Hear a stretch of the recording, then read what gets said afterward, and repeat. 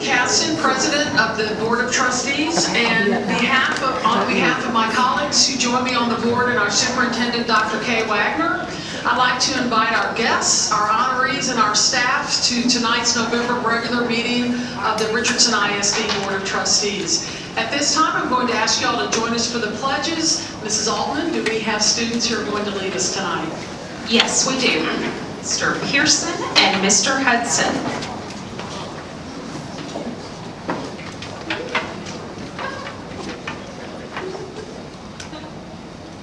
I pledge allegiance to the flag of the United States of America and to the republic for which it stands, one nation, under God, indivisible, with liberty and justice for all. Under the Texas flag, I pledge allegiance to thee, Texas, one state, under God, one and indivisible.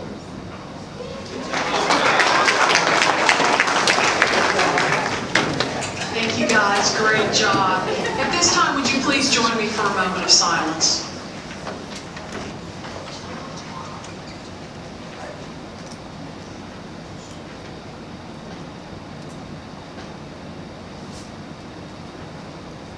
Thank you. At this time, we're delighted to recognize our students and our staff for outstanding achievement, as well as community members who support our district.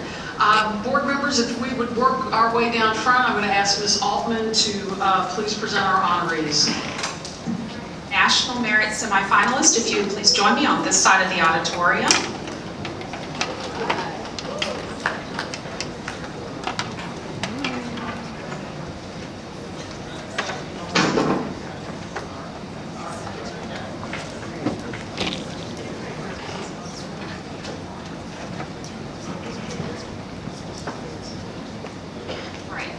Eight RISD students were recently named National Merit semifinalists based on their outstanding academic performance on the preliminary SAT or National Merit Qualifying Test, which they took as juniors. Their performance ranks them in the top 1% nationally among more than 1.5 million students. Approximately 90% of these semifinalists will qualify as National Merit finalists and become eligible for more than 8,000 National Merit scholarships.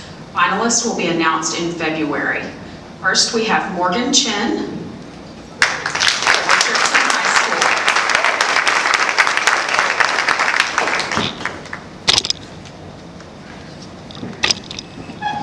School. Next, we have Mark Garwood of Lake Highlands High School.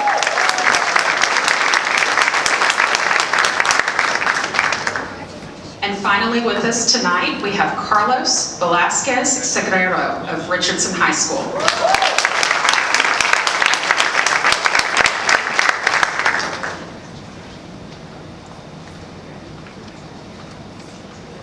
And if our community partners would line up on this side of the auditorium with me, thank you. As they make their way over, I'll give a few notes about them. The Richardson Chamber of Commerce Education and Workforce Committee provides strong support to RISD by enhancing awareness of education needs among the business community and providing visible ways for the business community to support education. The committee hosts an annual New Teacher Luncheon and quarterly forums to facilitate the business community's sustainable impact on building an emerging workforce. The group consists of volunteers led by tri-chairs and members of the Richardson Chamber staff. With us tonight, and we'd like to thank Mr. Raul Hinojosa,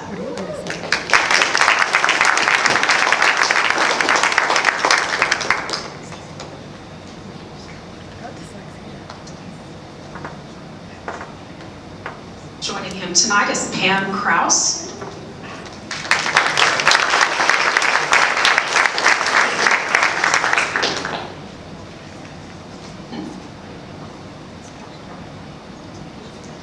along with Heather Lozano,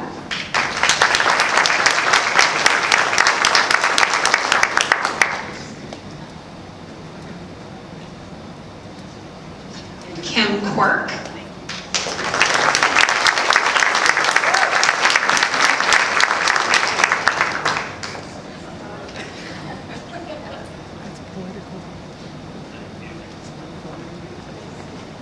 along with Ginger Tony.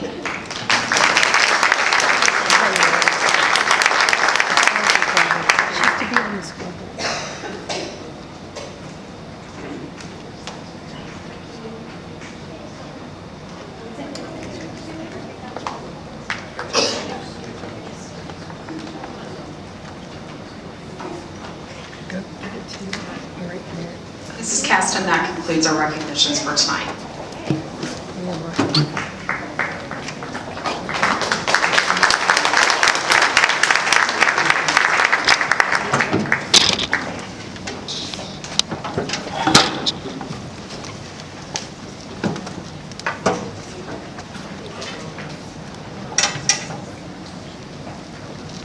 I want to congratulate once again our students. I see Mr. Bruner out there, Mr. Bates, Mr. Miller. I got you, Frank. You're good. You're good. You got those points. And also Kari Gilbertson. Kari, it's good to see you. Thank you, as always. And then to our community members and members of the Chamber and Education Committee, thank you for all you do. This year's new teacher luncheon was absolutely fantastic. It was one of the most warmest, welcoming functions that we have, and it really makes a difference as we launch a new group of teachers who, as we like to say, hopefully will unpack their bags and stay for a long time here at the Richardson ISD. So thank you for attending. If you've come tonight in support of a student or in support of one of our community members, you are welcome to stay, but I will let you know that now is a good time if you'd like to take your leave. We certainly understand. At this time, it is our visitors section. Mr. Bono, do we have any visitors this evening? Yes, Ms. Guest, we have 3 cards this evening.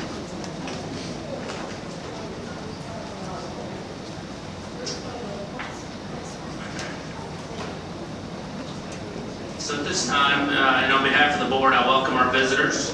Our visitors who wish to address the board should have completed a visitor speaker card that was located on the table in the foyer before the meeting began. A copy of the board's procedures for addressing the board is also located on the table.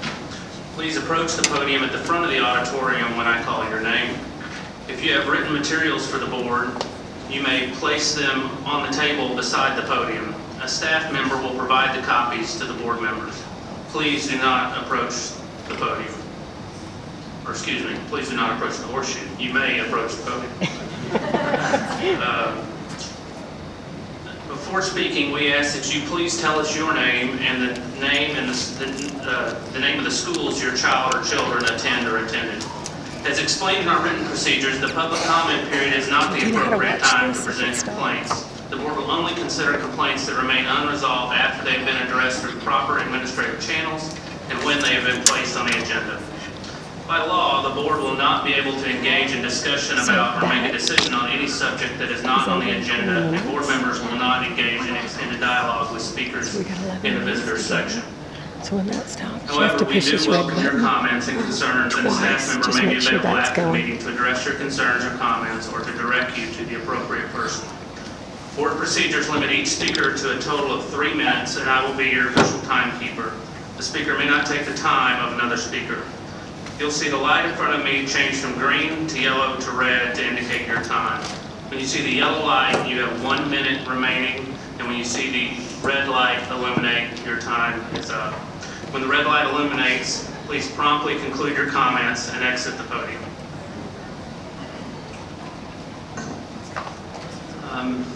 Our first speaker tonight will be Mr. Bill Ames, followed by Mr. Colin Hillinger.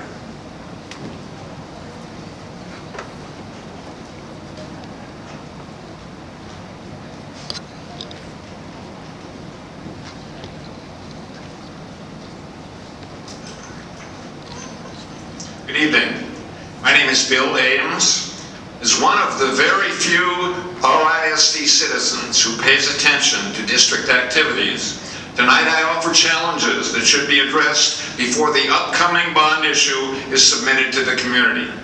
Number 1, you should increase your focus on overcrowding, security, and the crumbling facilities of the district, as opposed to building a special new facility for a few students. I believe that the building plan sacrifices the greater good for all students and instead implements a plan that does little more than artificially increase graduation rates. Number 2, balance your enthusiasm for your always unanimous support of the RISD administration. In doing so, you are ignoring the voices of the community who elected you to oversee the district. The administration's get over it bus barn response to the Abrams neighborhood is an example. Number 3, listen to and support the teachers and students. Don't over-control how the students teach. A teacher writes, I asked the students how they feel about PBL. He said, I'd never heard so many expletives from so many students in a 30-second time span. Board members, until you fix this, you will continue to have severe teacher retention and student performance problems. Number 4, demand action to end the continuing decline of student performance. Student performance appears to be the third rail of RISD oversight, and as such is never publicly discussed nor addressed as an agenda item. But RISD students in the 4th, 5th, and 8th grade read below the state average, and the board and administration seem so unconcerned that reading deficiencies at those grade levels are not even included in the district improvement plan. Number 5, return to traditional teaching practices. Senior staff meddling in support of the TASA vision to reform Texas public education has directly damaged student performance. RISD has experienced 2 significant, expensive failures in PBL, Buck and Engage, yet you continue to implement an unpopular failing program. Number 6, stop the administration from misleading the community and the board. One clear example appeared in both the School Times Now newsletter and also in the junior staff update to the board.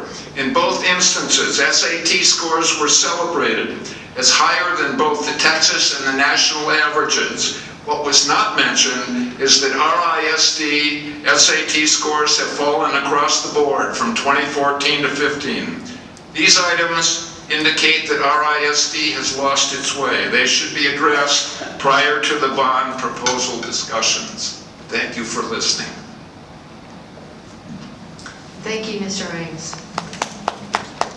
Our next speaker is Colin Hildinger, to be followed by Shelby Eidson.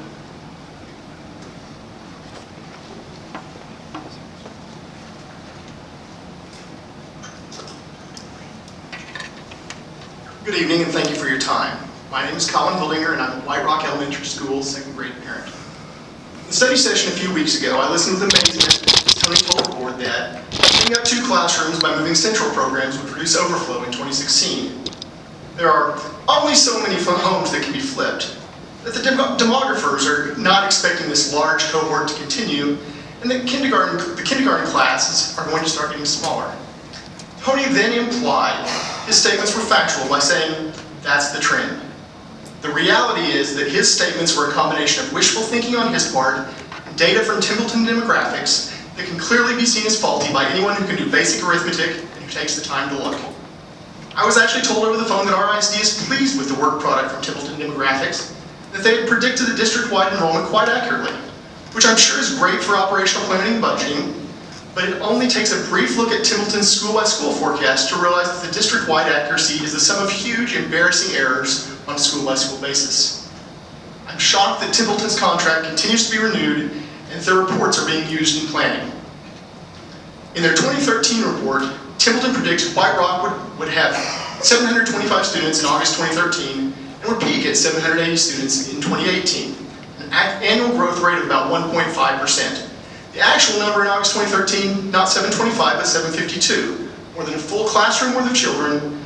And the year White Rock exceeded 780, the very next year when we had 816, the actual annual growth rate in that period was not 1.5%, but 7.6%. In the January 2015 report, Templeton predicted that White Rock would have 824 students this fall, and would peak at 850 students enrolled in 2017. This is actually a reduction from their prior year prediction. The actual fall 2015 enrollment is 877, not including about 40 students overflowed to other schools. 8 months after they predicted a peak enrollment, 3 years out of 850 students, we blew through that number and overflowed 40 students in grades K through 3. Again, the annual growth rates. Templeton predicted 1.4%, Actual growth rate, including the overflows, 12%. Again, Templeton's school-by-school analysis is worse than useless.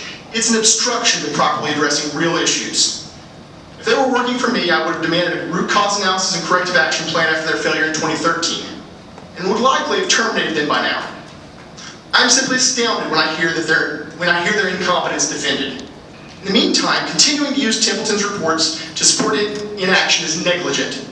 Lake Highlands deserves a detailed and transparent plan from our ISD for dealing with the real growth that is occurring, and follow through on the 2013 promise to address continued elementary growth in the 2016 bond. I appreciate your presentation and your handout. Thank you.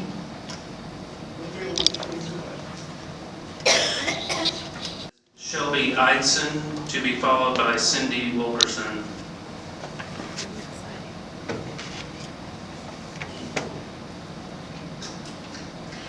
Good evening. My name is Shelby Eidson, a parent at White Rock Elementary. Overcrowding at Lake Highlands area elementary schools has serious future repercussions for the junior high and high schools. It is important to devise the 2016 bond referendum carefully. Funding adequate classroom and common area space for all children in the district should be priority number 1 before all other items are funded. Voters should have input. Construction at White Rock Elementary in 2014 was funded out of the Capital Expenditures Fund, rather than a bond voted on by taxpayers. There was some question at that time as to whether or not that construction was sufficient to meet demand. Now it is clear it wasn't enough. The growth is not only in White Rock Elementary, attendance zone, but in surrounding areas within I-635. Current priorities in the bond do not address overcrowding and population growth within these boundaries. If this growth is not addressed in this bond referendum, it will have to be funded again by the Capital Expenditures Fund, but that has been depleted by the administration building currently planned and soon to be constructed. This leaves tax-paying stakeholders without any voice in planning for growth at the elementary and junior high levels. While taxpayers appreciate a measured approach to construction and finances, I am concerned that a failure to calculate and deal with the surging growth of young children will lead to future monetary shortages. It would be prudent to create and execute a plan now rather than in a few years. Construction costs only grow larger with time. Listening on the listening tour is not enough. Action is needed. By failing to act and plan for growth in the 2016 bond referendum, and instead dealing with overcrowding by busing overflow children to other elementary schools, the board creates a de facto busing program that will only grow larger with time. Because who gets reassigned to other schools depends on when they enroll. It may mean that more children whose parents are not homeowners are the ones directed to other elementary schools. Such a situation may affect children of color and other minority children disproportionately because their parents are less likely to be homeowners and less likely to enroll earlier in the enrollment period. Thus, our ISD school board may be exposing themselves to liability for disparate impact discrimination claims. Engaging tax-paying stakeholders in a transparent and collaborative process will not only lead to innovative solutions in easing overcrowding and allowing for growth, but will give taxpayers a demonstrative voice in working with the district, improving chances of passage of the 2016 bond. Thank you, Ms. Eidson. Our final speaker this evening is Ms. Cindy Wilkerson.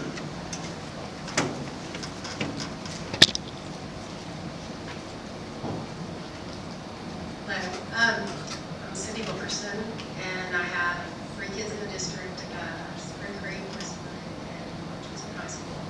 I have a son that attends Shelton.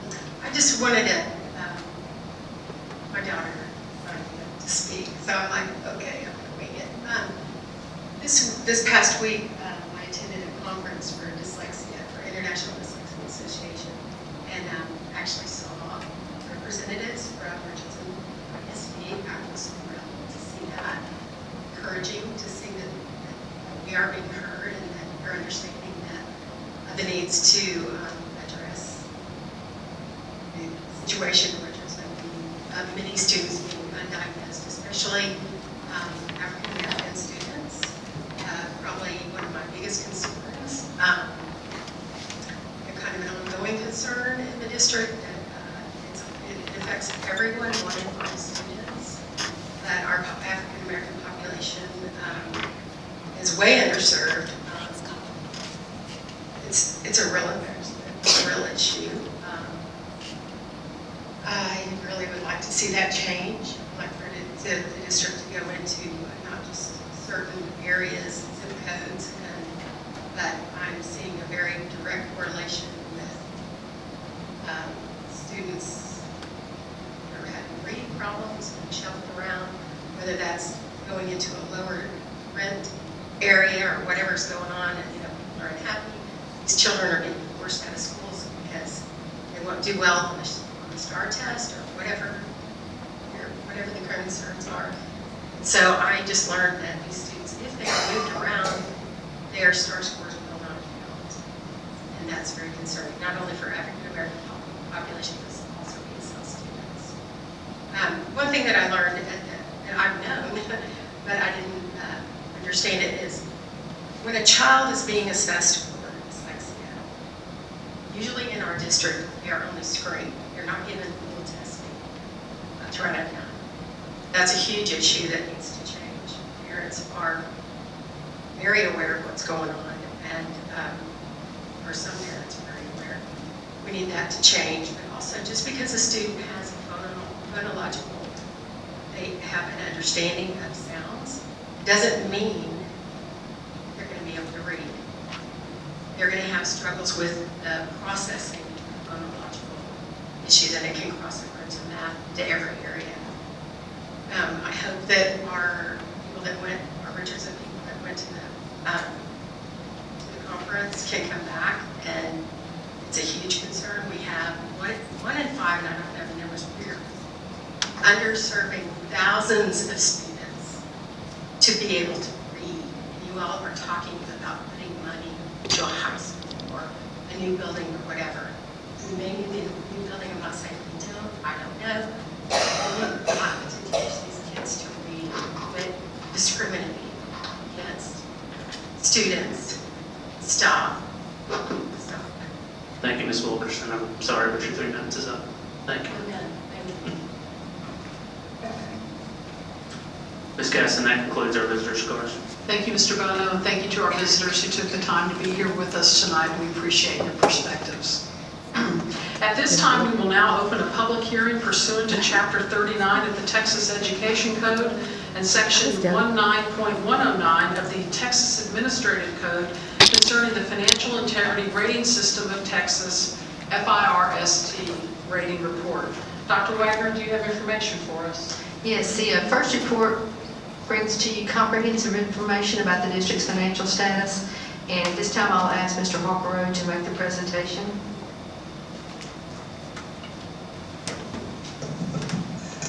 Thank you, Dr. Wagner. Actually, Ms. Kimberly Pickens, our Executive Director for Finance, is going to be making the presentation this evening. And then we'll both be available to answer any questions that you have. Kimberly? So tonight we're bringing you our financial rating under the Financial Integrity Rating System of Texas. This is a rating that we're required to bring you every year in a public hearing. This system was established in 1999 by the state with the goal of providing additional transparency to public education finance and meaningful financial oversight and improvement for school districts. So the system was basically developed to measure how cost effectively and efficiently districts are managed. Our 2015 rating is always a year in arrears. So our 2015 rating is based on 2014 audited financial information. So we're about 20 or 15 months stale at this point with the information we're bringing you. This year is a pass-fail rating. You'll remember in the past there were 4 different achievement ratings that you could receive. In May of 2015, the state began an overhaul of the indicators. So they have created a bridge between the old indicators and the new indicators, which will be effective next year. So this next slide just bridges you from the past to the present. Last year, we had 20 indicators that we were measured on. 6 of them were considered critical, meaning if you fail one of the critical indicators, you fail the whole test. Most indicators were measured on a 5-point scale in the past. Some of them were pass-fail. In the future, there will be 15 indicators, 5 of them being critical. The critical indicators will be pass-fail, and the other 10 will be measured on a 10-point scale to give a little bit more meaningful differentiation between districts. This year, the bridge is 7 indicators, 4 of them being critical. Critical indicators are pass-fail. The other indicators are measured on a 10-point scale, so the maximum number of points we could receive this year was 30 points. Keep in mind that these indicators don't set a very high bar for our financial health. I think you've probably heard that in the past. We do feel there are more meaningful, more rigorous indicators of our financial health than this, but this is something that we're required to bring you every year. So I mentioned that there are 4 critical indicators. These indicators are all pass-fail, so if we don't pass one of these, we automatically fail the whole thing. And I'm just going to run through these and tell you what our responses were. So the first indicator was the complete annual financial report and data submitted to TEA within 30 days of the deadline. So our deadline for our ISD to report our financial information is November 27th. This basically asks, did we make it on time? We did, so we passed the indicator. The next indicator asks, was there an unmodified opinion on our annual financial report, for the financial statements as a whole? Unmodified opinion is accounting jargon for a clean audit. It means there were no indications of financial mismanagement, material errors, or poor controls. So our answer was yes, we did receive an unmodified opinion on our financial report for 2014. The next indicator asks, was the school district in compliance with the payment terms of all debt agreements at fiscal year end? So basically, did we make all of our debt payments on time? The answer to that is yes, we did. So we passed this indicator. And the last critical indicator was the total unrestricted net asset balance, net of accretion of interest for capital appreciation bonds in the governmental activities column in the statement of net assets greater than 0. So this indicator asks, was our unrestricted assets greater than our unrestricted liabilities? They also recognize that in high growth districts, you may incur more debt than you have assets because of construction. So you get an automatic yes if your 5-year enrollment growth is 10% or greater. We passed this indicator because our unrestricted net assets, net of accreted interest, was $149,932,910. So that is greater than 0.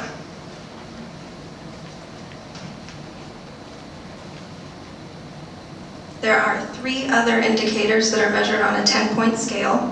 The first one of these is, was the school district's administrative cost ratio equal to or less than the threshold? The state establishes a cap on the percentage of your budget that can be spent on administrative costs. And they differentiate the thresholds depending on your average daily attendance. So you can see that the breakdown of districts with an ADA of greater than 10,000. Our administrative cost ratio for 2014 was 6.27%, which is within the 10-point threshold, so we received 10 points for this indicator. Next question asks, did the comparison of PEMS data to like information in the school district's annual financial report result in a total variance of less than 3% of all expenditures by function? So we're required to report financial data through PEMS, just like student enrollment data. So that all this does is compare our paper financial report to what we submitted through PEMS. If you had less than a 3% variance, you got 10 points. Our variance was 0, so we received 10 points. And then the last indicator for this year, did the external independent auditor report that the annual financial report was free of any instances of material weakness and controls over financial reporting and compliance for local, state, or federal funds? A material weakness is defined as a weakness in controls that could result in a material misstatement to our financial statements. So our answer was yes, our audit report was free of material weaknesses. So we received 10 points for this indicator. There are some other requirements in addition to the indicators that we're required to bring to the public hearing. The first two listed up there are available in hard copy up at the front if anyone wants a copy. The other three listed down there are not applicable to our ISD for 2014.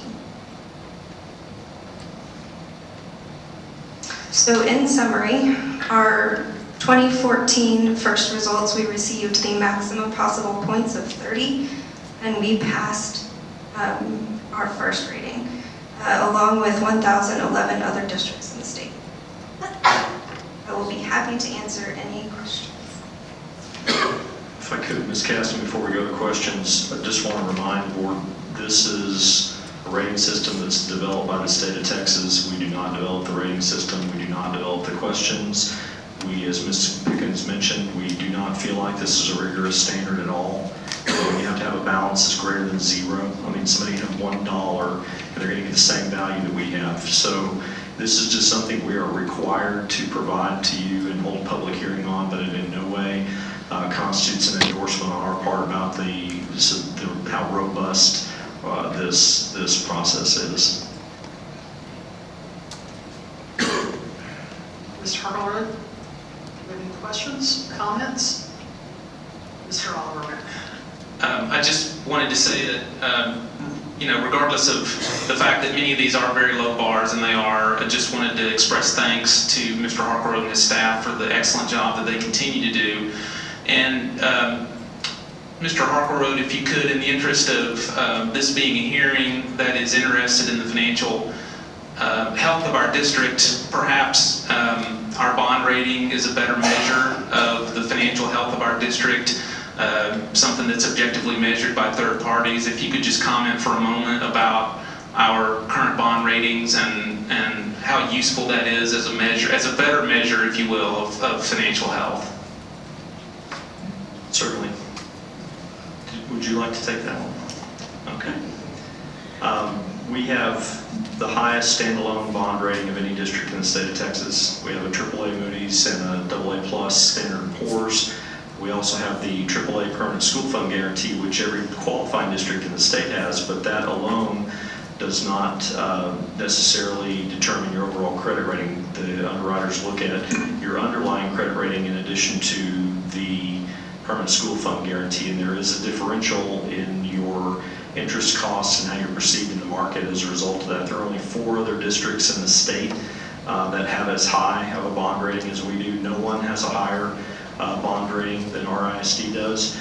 And we don't mention that as a point of, for bragging rights. What that equates to is the higher our bond rating, lower our interest costs, greater value that we provide to our taxpayers. The rating agencies look at 60 different indicators to determine financial health, and it's a very rigorous process that they go through. We go through it every single time that we have a refunding or we have a new money sale for bonds. So this year we've gone through that process twice with both agencies, and providing them copies of our financial statements, our budget information, going through all of our analysis as far as taxable values and projections, and a great deal of data in making that determination. So we absolutely feel like it's a much more robust indicator of financial health than the first system. Dr. Kim? Sure, and Ms. Pickens or Mr. Hockelberg, whoever is the right person to address this, I'm just curious, like you said they're bridging, they're coming up with a new first system. Can you just give us y'all's assessment of where that is? Like, I know you said this one was a rather low bar. Do you feel like, or how did they solicit district input into developing that, and are we moving in the right direction? When they began the overhaul in May, they did ask for public comment, and Tony and I both responded to the survey suggesting something more like what the bond rating agencies use. The new indicators that will be available next year look a lot like the ones that we had in the past. The points values are a little bit more stringent, and some of the indicators are worded a little bit differently, so it is a little bit more stringent than in the past. And it does look pretty similar to last year's.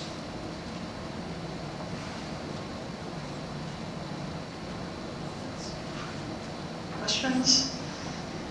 Okay, then at this time, members of the public now have the opportunity to comment on the first rating report the board received. Persons who wish to address the board during this public hearing should have completed a visitor's card before the meeting was called to order.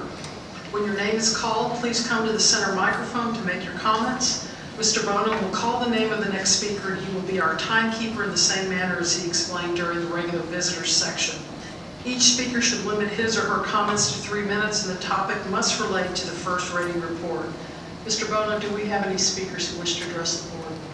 I don't. To Ms. Brandon. Dr. Wagner, I would read that contract. I believe it's our contract with ICT to receive the test that we will use. That is, thank you. Okay, contract with ACT to administer the test. Okay. Thank you. Any other questions? Hearing none, all in favor, please raise your hand. And that motion passes 7-0. Thank you very much. Our next item on the agenda is an action item to consider the comprehensive annual financial report. Dr. Wagner. Okay, this is a report that we bring to you each and every year, and the Education Code requires an annual audit of all the district's accounts, and our audits must be completed at the close of the fiscal year, and we must file a copy of that with TEA.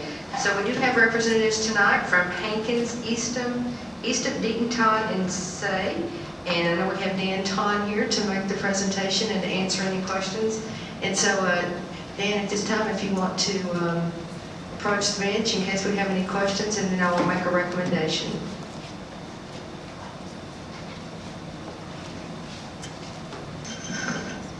Thank you, Board, Dr. Wagner. It's a pleasure to be here tonight to go over the annual audit with the board.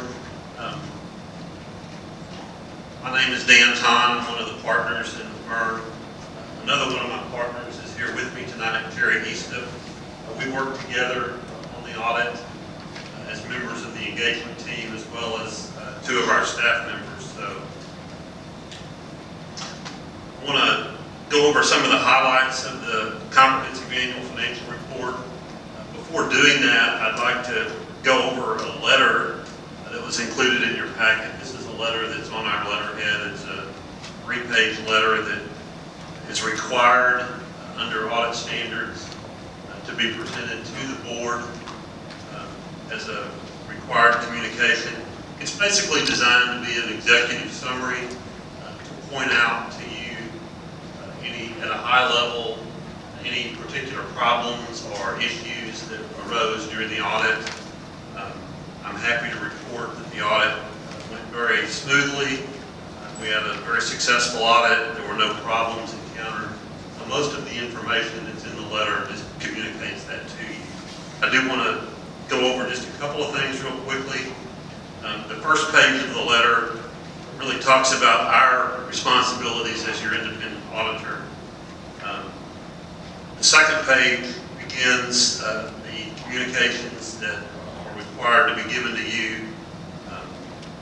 Talks about some of the information contained in your CAFR. And then the second paragraph talks about the scope and timing of the audit. We completed the audit as planned in terms of scope and timing. There were no unusual delays or other issues. The next paragraph talks about your accounting practices. There was a new GASB standard that was adopted by the district during 2015.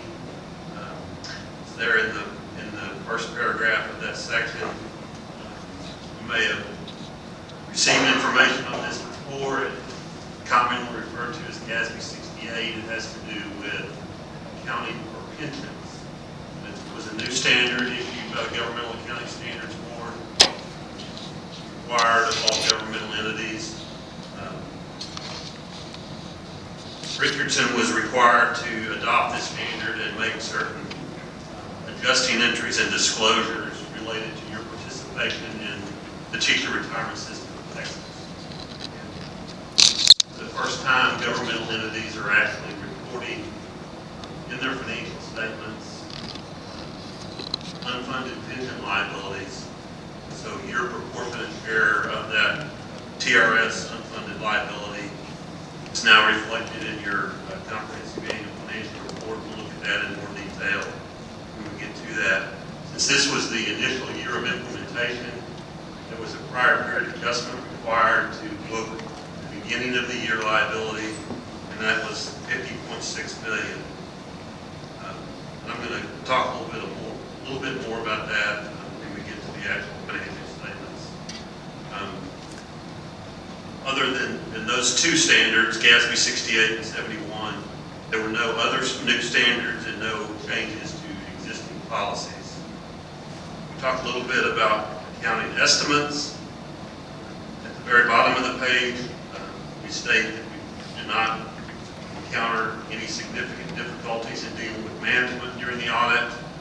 There were no uncorrected misstatements that we had during the audit. There were no disagreements with management regarding accounting matters or auditing matters. That's been represented to us by management in a letter dated October 29. And to our knowledge, there were no consultations with other independent accountants. Are there any questions on that letter? If not, I'll go forward with the actual comprehensive annual financial report. I think you have a copy of that. I'm going to hit just a few of the highlights and then be available to answer any questions that you may have. I want to start. There are quite a few sections of the comprehensive annual financial report. I won't go through all of those. There's a transmittal letter section, there's a management discussion section, and then in the back there's a fairly comprehensive statistical section that provides quite a bit of information to the user. A lot of the statistical information is a 10-year presentation, so you can see trends and things of that nature. So I encourage you to review that as you have time. I want to deal primarily with the financial section.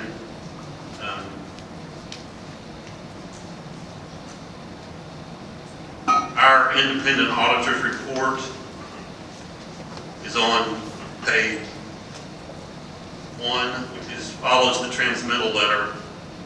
It's on our firm letterhead. It's right after the divider that says financial section. Our independent auditor's report is an unmodified report, which means that there are no findings, there's no compliance issues in the report. It states that it's our opinion that the financial statements are fairly presented in accordance with generally accepted accounting principles. At the bottom of page 1, there is an emphasis of matter paragraph that again mentions those new standards that were adopted. It states that our opinion is not modified with respect to that matter. In other words, the standards were implemented correctly and in a timely manner. The second page of the report goes through some of the other sections of the CAPR. It refers to a section in the back that we'll look at on the federal awards, which deal with federal and state grant programs. The first primary section of the financial section is the management's discussion and analysis. It begins on page 3. I'm not going to go through this. A lot of the information that's in here is also in the financial statements. It goes through some financial highlights, gives you some description of the financial statements, and then has some comparative and other information. One of the sections of the discussion and analysis talks about the different types of financial statements that are presented for a governmental entity. The first type of statement is what's referred to as a government-wide statement. And the first two financial statements that we'll look at are government-wide statements. What that means is that all of the funds of the district are combined into a single presentation. This presentation includes your capital assets and long-term debt. And the second type of statement that we'll look at is the governmental fund financial statements. These are the individual funds which you're familiar with: the general fund, the debt service fund, capital projects fund, etc. Those funds, those statements present the funds on a fund-by-fund basis and are not combined together as they are in the government-wide presentation. Government-wide presentation is on pages 14 and 15. The statement on page 14 is the statement of net position. It shows the assets, deferred outflows, liabilities, and deferred inflows of the district, as well as your net position. You can see that you ended the year at the very bottom of the page with a net position of $290 million. 96 million of that is unrestricted. Other portions of your net position are represented by your investment in capital assets, net of related debt, and your restricted net position, which is basically debt service and grant programs that are restricted. So that's a very healthy number. We just saw the first rating information. The district continues to have a very healthy net position. That is even after the recording of the net pension liability that we mentioned earlier. The next page is the revenues and expenses of the, on a government-wide basis. You can see the expenses are listed first, and then the revenues are listed as either program revenues or general revenues. The third number from the bottom, the district increased its net position by $13.5 million, which is a very healthy increase in net position. A lot of that is related to your debt repayment schedule. You have a very conservative debt repayment schedule. Since the government-wide statements do include capital assets and debt, the reduction in your bonds payable affects your net position. The next page, on page 16, are the governmental funds. I just want to hit on a couple. The first column is your general fund. You can see next to the bottom line, total fund balances. Your general fund ended the year with $97 million in fund balance. Some of that is either non-spendable in the form of inventory or has been assigned for future construction, other projects. Your unassigned fund balance is $81 million, which is a very healthy, over 3 months of operating expenses in the general fund. Your debt service fund is $17 million, and your capital projects fund is about $47 million. So total fund balances are very healthy.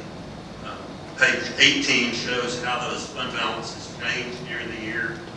The general fund increased by $1.5 million, and then the debt service fund increased by $1.2 million, and the capital projects decreased by $3.8 million as planned projects were either continued or finished. You might see the decrease in the child nutrition fund balance and be concerned.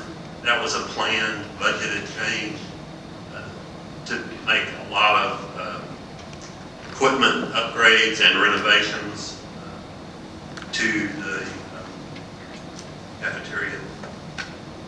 cafeterias in the district. I'm not going to go through the rest of the statements. There are footnotes. Any of the footnotes just further explain items that are in the financial statements. There are some budgetary schedules. There's some other schedules related to the new pension disclosures. All of you, on the budgetary schedules, all of your expenditures were within budget, so all of those have no compliance issues. And we already talked about the statistical section. So I'm going to skip over to page 85 and talk about the federal award section. There are two independent auditors reports in the federal award section. The first deals with grant programs in general, both federal and state. The second report deals specifically with what are referred to as major federal programs. Each year, as your independent auditor, we select certain programs to audit as major programs.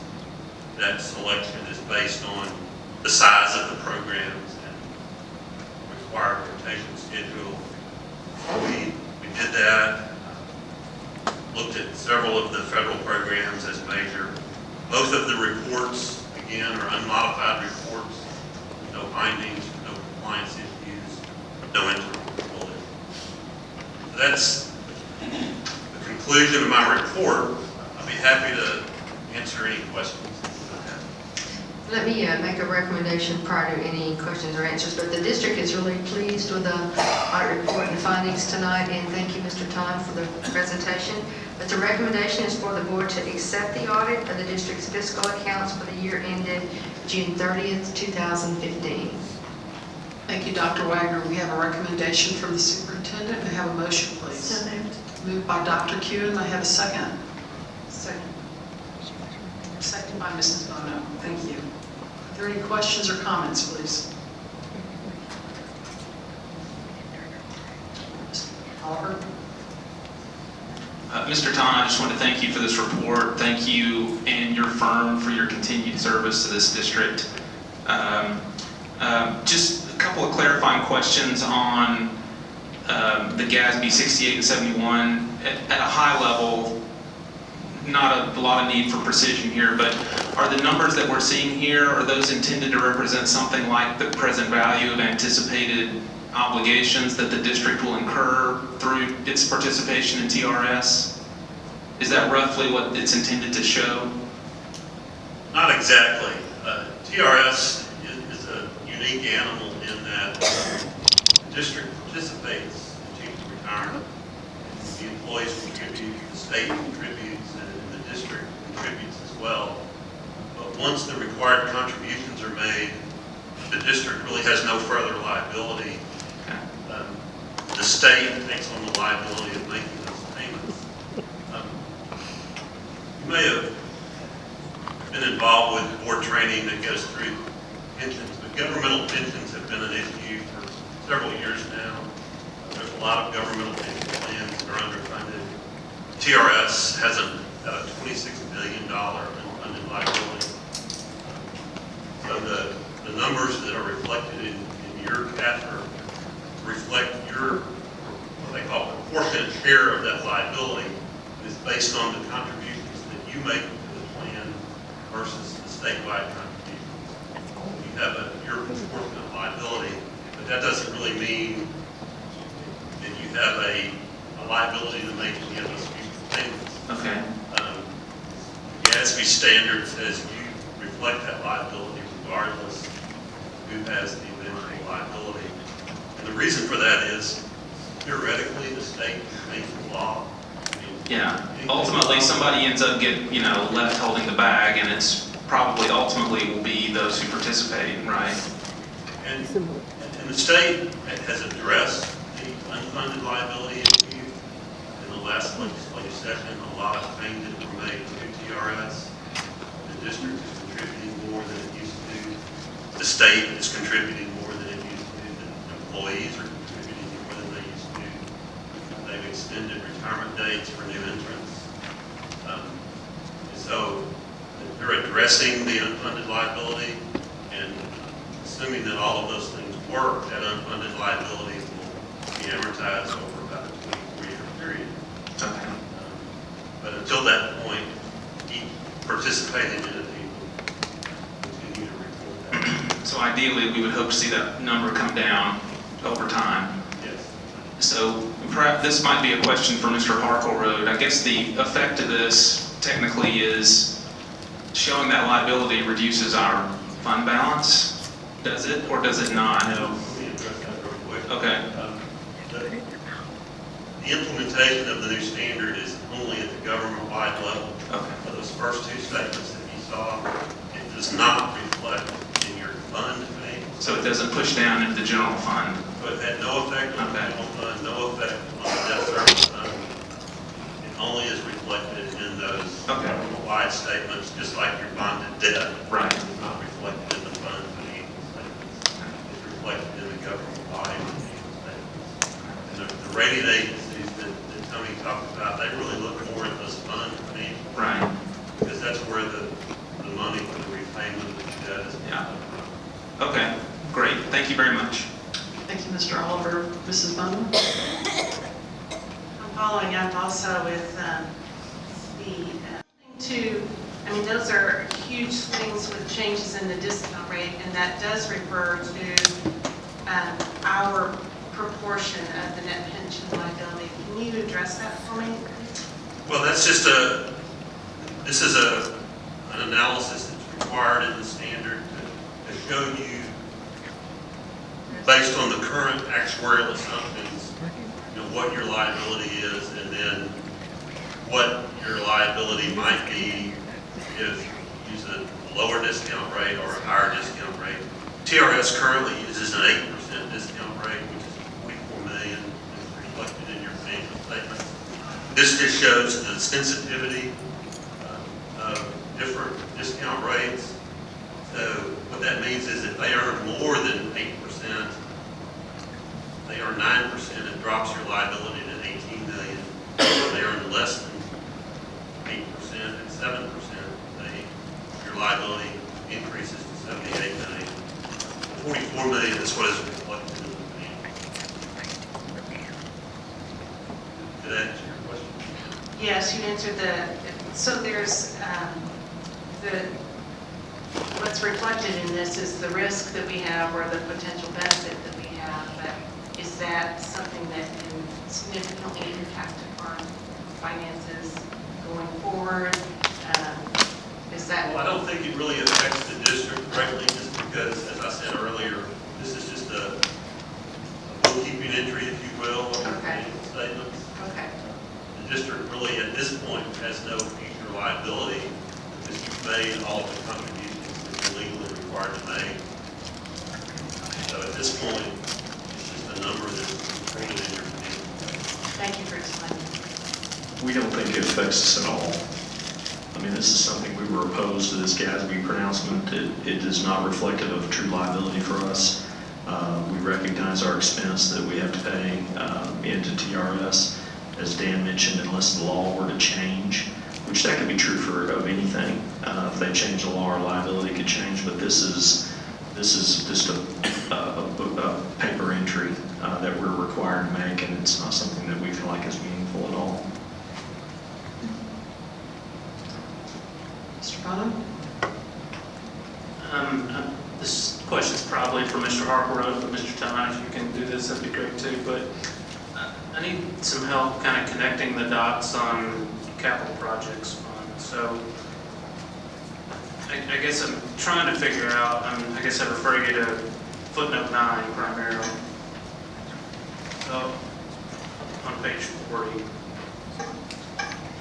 So it shows that we transferred 13.9, almost 14 million in from the general fund during the year, right? And then there's, in the top portion of that footnote, it shows the receivable in that fund from some other fund for another 13 million. So I guess I'm trying to figure out, as it relates to any positive expense variance or revenue variance at the end of fiscal 2015, is that already reflected in kind of in cash, if you will, or is it as part of that receivable? That makes sense? Let me try to address that. The receivable is really part of the 13.9 million transfer. The transfer was recorded in 2015, but the actual cash was not moved until after year end. once the final amount is determined. So that's why there's a receivable, is because the transfer had been booked, but cash had not been moved. So there's a receivable in the capital projects fund. And, okay, so that cash was moved shortly after year-end then? Kimberly, step up to the mic.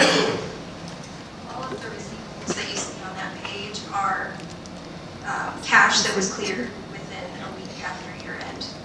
Cash is just a snapshot on June 30th, so there's always movement in between. Okay, so I noted back on the consent agenda in that the investment fund disclosures, I guess the current balance around September 30th is 28.7 million, so I'm assuming that includes all transfers by that point from fiscal 2015. Okay. And then just one more question on page 34, as it relates to the footnote on the Skillman TIF district. It talks about our ability to draw potential $5 million for future projects that I guess are impacted by that district. Mr. Harper, Ms. Pickens, can somebody comment on, have we used any of that? What's that targeted for? Is that something we could use in conjunction with an upcoming bond? Would you like me to answer that? That was something that we submitted the item several years ago for reimbursement. Once we signed on participation in TIF, we used existing expenditures, and I believe it was the stadium improvements at Lake Highlands High School is what we submitted, because it was it was a project that would allow us to make one submission to capture all of the funds. We could have chosen any combination, but there was a fairly lengthy process that we were required to go through with the TIF board in order to do that. So we chose a project that would make that the most expeditious as possible. What happens is you don't receive those funds until funds are paid into the TIF. And so that $5 million, I think our cumulative amount received to date, Kimberly, is, do you have that figure off the top of your head? I believe that the aggregate amount that we have, that we've received is about $200,000 of the $5 million. So the proceeds from the TIF have not come in anywhere near what the projections that the TIF board made, which is a committee and a group that's organized under the city of Dallas. We don't control that board. We just agreed to participate as a taxing entity in it. So they're fairly far behind on their projections as far as growth and taxable value for the zone that's specified within that TIF, and therefore our payments are going to be made as those monies are received. So it will just go to reimburse us for expenditures that have already occurred. Those funds would come in, and they would come to us and basically come in through the general fund, and then the board could do anything that they chose to do with those funds. Okay. The bottom line is the $5 million has been committed, they're just not fully collected due to the status of the TIF. Well, it's not committed. You mean committed by the TIF board? Yes, they've committed to reimburse us as they receive funds, but we've submitted an expenditure that qualifies for the reimbursement, so we're not required to submit anything else to them. Once that reimbursement comes in, the board would be able to use those funds for any legal purpose. We've submitted for the full $5 million. We have one submission instead of multiple. Great. Thank you, Mr. Thomas. The situation with the TIF, you only pay into the TIF incremental values, and this was formed in 06, right before 08 happened, and so incremental values were negative for several years, so very little attention to be paid into the TIF.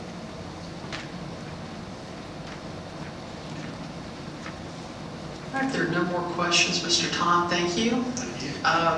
Ms. Gaston, if I could, just two things very quickly. Just want to thank Dan, Tom, Jerry Easton for their work on the audit. I want to thank Ms. Pickens for all of her work in preparing the CAFR. One point that I would like to take you to in that document, we talked about fund balance, and we used fairly large figures in talking about that. If you look at that information that's on C1, that dollar amount as far as the fund balance is $14.75 million less than what the state considers to be an optimal fund balance. So it sounds like a large figure. It is a large figure, but it is below what the state considers to be optimal for our district. I think that's a really important point. We've had a number of people that have spoken over the years about how much cash we have and that type of thing, and it's there for a reason. But that is 86.8% of what is considered optimal by the state's definition. I think that's just important for everybody to keep in mind. Thank you. Thank you, Mr. Harkroyd. All right, we have a motion and a second to accept the comprehensive annual financial report. All in favor, please raise your hand. And that motion passes 7-0. Thank you very much, Mr. Tom, Mr. Easton, Ms. Pickens, thank you. Our next item on the agenda is an action item, and that is to consider targeted improvement plans. Dr. Wagner. Yes, we are bringing 3 improvement plans to you tonight. Both the education code and the administrative code require improvement plans for each campus that's rated improvement required, and the plans must address all deficiencies within those different areas of student performance. And we have 3 campuses this year that were identified as improvement required. And just as a reminder, we are in the appeals process for 2 of those campuses, and we should know by next week what that answer is from the agency. But you do have attachments tonight to look at. You have a copy of the annual goals as well as the quarterly goals. And I'm very confident in the plans that are in place. They're very robust plans. We have continuous monitoring and evaluation of those plans. So I'm very confident in the staff as well as the process. At this time, I would like to ask Dr. Stone to elaborate some on the process and the plans, and I know she has some comments. Dr. Stone? Yes, we do have a PowerPoint that's up, and we're going to talk to you tonight about our 3 campuses that are participating in what is known as the Texas Accountability Intervention System, or TASE. And we are required to bring before you the plans of our campuses for your approval. And first of all, I want to just take you through the steps that are required by the Texas Education Agency for our participation in the Texas Accountability Intervention System. First of all, the system requires that by October 1st that we assign a campus intervention team, which we have done, and I'll go over the members of that team in just a moment, that we designate a District Coordinator of School Improvement, or DCSI, and we have done that, and serving in that capacity is Dr. Chris Goodson, and that we hire a Professional Service Provider, or PSP, and we have done that as well, and we hired Cynthia Goodsell, who is serving in that role. So we have completed all of those requirements. The second set of requirements are to be completed by November 10th, and they are to train all members of the campus intervention team, which we have done. We had all of our members trained back in September. We are to develop a target improvement plan, to present the target improvement plan to the board, which we are at this stage tonight, and then we'll submit the target improvement plan to the Texas Education Agency upon your approval. And then finally, in February, April, June, and July, we will come back and submit progress reports to the Texas Education Agency. So as you can see, we're right in line with all of the steps required by the Texas Accountability Intervention System. We have, again, this is the makeup of the required campus intervention team, that we have our Professional Service Provider, our District Coordinator of School Improvement, and then also serving on the campus improvement team is, they are some very important people. They're our campus principals, and they are all here tonight, and we're pleased of the work that's been done by these great individuals. Also, not required, but we think it's very important that we have multiple levels of support on our campus intervention team. So we've included as part of our team our executive directors for those campuses, as well as other campus leadership, and then district leadership as part of our campus intervention teams. And so this is Brenda Payne over curriculum. So we have alignment with those departments, as well as I'm sitting in as member of the district leadership part of the campus intervention team. We are seeing this process as a very continuous improvement process for the district, and these are some steps that we've been going through. So I wanted to show you how we are seeing this as a continuous improvement process. We've been involved in, since the beginning of, well, really August, in a very deep look at our data. So going through a data analysis, taking our campuses through a very deep and thorough needs assessment. And all of those pieces will show you have led to what we've included in our targeted intervention plan. And then the other piece of that is a continuous implementation and monitoring of the plan. All of that feeds into the targeted improvement plan. And so we're going to take you through the big pieces of our targeted improvement plans for each of our campuses, but this diagram shows what really has helped us to develop those plans. We have really starts with looking at what the root causes of the problem statements that are included in the plan. In your plan, which was written out and typed out by our Texas Education Agency professional service provider, you'll see it states that PS number 1, that stands for problem statement, just to help you with some of the verbiage there. But those problem statements really lead to annual goals and strategies that are very detailed, and we're going to show you what those plans look like. This is a sample again from a target improvement plan. You can see they're made up of looking at the problem statement. So what was the current statement that caused the campus to be labeled or rated improvement required by the agency under the accountability? And then based on that problem statement, what does the campus set as an annual goal to address in that problem statement? And then based on that, we have quarterly goals where we come back. So there's quarterly goal number 1, 2, and Dr. Goodson's going to take you through some of that, and then very specific action items that each of the plans have. So you have in front of you the 3 target improvement plans for each of the campuses, and I'm going to ask our district coordinator of school improvement, Dr. Chris Goodson, to take us through some highlights of those plans. Thank you very much, Dr. Stone. A lot of fancy letters there. One of the things that we really want you to notice and realize about these plans is the focus that has gone into the development of the plans. It has been a completely collaborative effort, not just with the campus principals who are doing a fantastic job, but as Dr. Stone said, all of our district personnel who support in one way or another. What we said from the very beginning is this is a collaborative effort. No one is in this alone. The campuses are not in this alone. The principals are not in this alone. And so from a district perspective, we know that the alignment and the focus of these plans is critical. And so if you'll just look at the example, you have one on the screen, but you also have hard copies with you.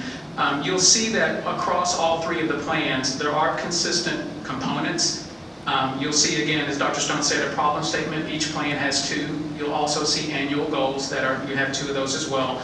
And then underneath the annual goals, you have 4 quarterly goals. What you'll notice, and in this one example, I'm looking at Bouquet Elementary's targeted improvement plan, you'll see that the problem statement is very specific and unique to their campus. With that root cause analysis and that data analysis, we are trying to find what is the most appropriate place to start the plan and start the improvement. And so with Bouquet Elementary, you'll see the problem statement there and then the annual goal. What you'll notice about the quarterly goals is that in a lot of cases they build upon each other. So you'll see in the first quarter, for example, by the end of the first 9 weeks, 100% of the teachers and administrators will have been trained on quarter 1 ELL strategies. Okay? Then when you go to quarter 2, you'll see that 100% of the teachers will demonstrate the application of those ELL strategies. And so the plan is very specific, it's very measurable. The criteria underneath each of the quarterly goals is also very specific and measurable. So there are similarities because of the components, but we also know it's important to have a unique plan that is ultimately targeting the campus needs. We know that none of these plans can really happen without constant communication, constant follow-through, not just on the part of the campus teams, but also on the district level teams as well. We've had numerous conversations and planning meetings with not just the campus staff, campus administrators, but also district level staff. We have communicated with the PSP to educate her on the depth of our curriculum, to let her know the structure of it and what our campuses are experiencing as we move throughout the year. Because what we really did not want to do was to have several plans that don't really align with the supports that we have as a district. One perfect example, the plans are really built on best practices as well. We know that there are certain activities that if they happen consistently and systematically in the classroom, we know students will succeed. One example would be writing across the curriculum. Lots of best practices that support that. We know that if children write in reading, language arts, math, science, and social studies, that their learning sinks in a lot better. There was a collection of random activities that had to do with writing and science that were not purposeful and not aligned with what they were studying at that time. If that was the approach we took, the actions would not really address the specific needs and the specific goals. And so rather than, for example, expecting grade 2 to experience expository writing when it doesn't really occur until second semester, the plans have been customized to really target the grade levels that are supported by the curriculum in that way. So it would say, for example, grades 3 through 6 and expository writing, because that's what the teachers and the students are going to experience in the upcoming units. Well, when they are experiencing that, the teachers don't have to go back to the drawing board. They don't have to look later on in the year in the curriculum to find something appropriate to use right now. We're really keeping our efforts focused so that the teachers don't have to go back to the drawing board. There's quite a bit of monitoring. There's quite a lot of evaluating. We're using calibrated data analysis documents that the campuses are going to use.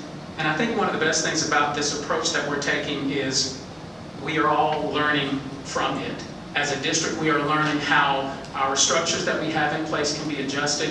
What types of actions can we implement district-wide that really support all of our schools? What type of systemic changes can we make so that we know writing across the curriculum, for example, will impact every single one of our campuses? It's specific to these campuses, but one of the things that we've learned already, something so simple as incorporating an icon of a little pencil in the curriculum so that as our teachers go through the curriculum of upcoming units, there's the symbol of where it will be the most appropriate place to implement activities to write across the curriculum. It may be in science, and there's a little pencil that helps our teachers know that's where I can best fit the writing across the curriculum. And so we have training sessions that are not only coming up for the individual campuses, actually this Wednesday, I believe, but we're looking at how those trainings will go and then how we can implement them district-wide. So it's an overview of the overall plans, but we definitely want you to see how we are learning from the process, learning quite a bit from the communication that's expected and the follow-through that's in place. And then so important in terms of, obviously this is just really, we're in the implementation phase. The hard work is still forthcoming as we go into the latter part of the fall and into the spring, but such a focus on implementation and monitoring. And you can see this is a continuous improvement cycle that as we do see things in the plan that need to be tweaked or changed, that we come back. It's a constant. I can't reinforce that constant implementation and ongoing feedback and monitoring of all of the members of the campus intervention team. And also, again, I just want to reiterate the one point that Dr. Goodson made, that as we are learning things about these 3 campuses, we definitely are taking them and making them part of our systemic plans across the entire district. So we have to answer any questions. Now, I need to make a recommendation before we take any questions, but I would like to make some comments just on behalf of the district. And I think all of you know, as a district, we are not happy to be in this place. This has been the first time in, I think, many, many years that we have had any improvement required campuses. But our goal next year is that we are absolutely 100% without any IR campuses. I will tell you, we own this. We've looked hard at data. We have a number of systems in place for training, for professional development, for support, for resources for our teachers and our staff. We had an principals are absolutely invested in this process. They are here tonight. Central staff is invested in this process. We've made tweaks not only in our general ed program, but also in some of our special programs as well to support the efforts that are in place. So know that this is something we have taken very seriously. Our goal, as I said at the beginning, is to have significant improvement in this area this year. We have a committed staff. I'm very confident in these plans as well as our staff. And so let me make the recommendation, because I'm sure you have questions, but I recommend that the Board of Trustees approve the targeted improvement plans for Bouquet Elementary, for Thurgood Marshall Elementary, and for RISD Academy. Thank you, Dr. Wagner. We have a recommendation from the superintendent. May I have a motion, please? Moved by Mr. Bono. May I have a second? Second. Second by Mrs. Bono. Thank you. Are there any questions or discussion, please? Dr. Keon? Start us off. So first of all, I just want to tell you how much I appreciate the commitment that you guys are making to those families, those campuses, and those students, because they deserve it.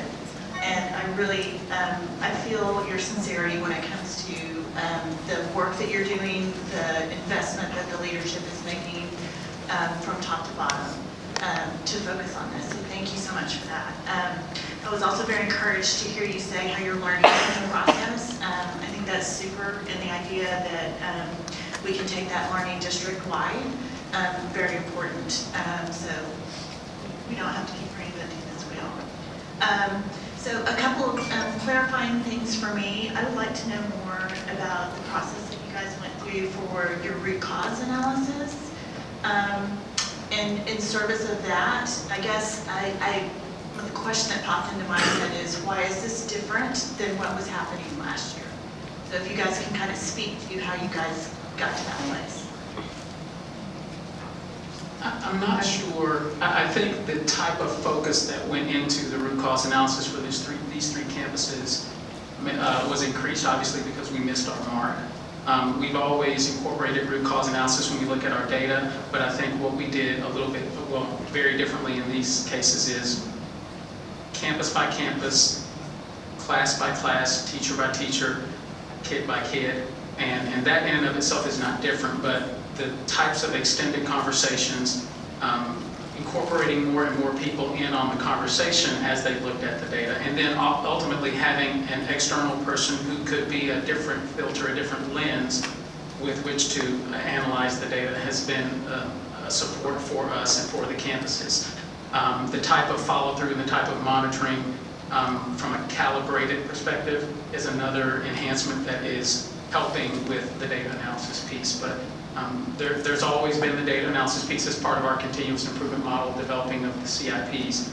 But I think the type of focus that's gone into it with specific student groups, with specific subject areas, with the quarterly goals, for example, is just a different outcome from that type of analysis. But obviously, everything that he described moving forward will be the plan for all campuses. So everything that he described in terms of the deep dive into the data and our focus on data-driven decisions will be moving forward where we will go for the next continuous improvement cycle for all of our campuses, because we do want continuous improvement at all of our campuses. Great, thank you for the clarification. And I guess I'd like to know a little bit more about the role of the PSP that the TEA has brought in. I heard you just, describe the fact that it was good to have that external lens looking at the data. Help me understand what that person is bringing to this process for y'all. We are fortunate the district we hire the PSP. They technically, they work for TEA, but we interview them and we hire that person. And ultimately, we want to be sure that we have a good one. And we're very fortunate that Ms. Goodsell is an outstanding professional service provider. What she does is she begins the process of working with the campuses, working with their campus intervention teams, visiting the campus on a regular basis, communicating with the principal, communicating with our curriculum and instruction department, visiting the campus and going to specific classrooms to evaluate, to monitor how the plans are implemented and then provide feedback on what she sees. I went to this one classroom. It's not evaluative in nature, but it really is supportive in nature. As I went to this one classroom, this was the content area that I visited. The type of questioning that's occurring in the classroom may be something that you need to look at when you conduct your walkthrough as the principal or as the assistant principal. So her expertise and her experiences, having been a PSP over the last several years, focused on individual campus teachers and data, has really been supportive. It's just an outside set of eyes and ears and experiences to provide feedback on a weekly basis.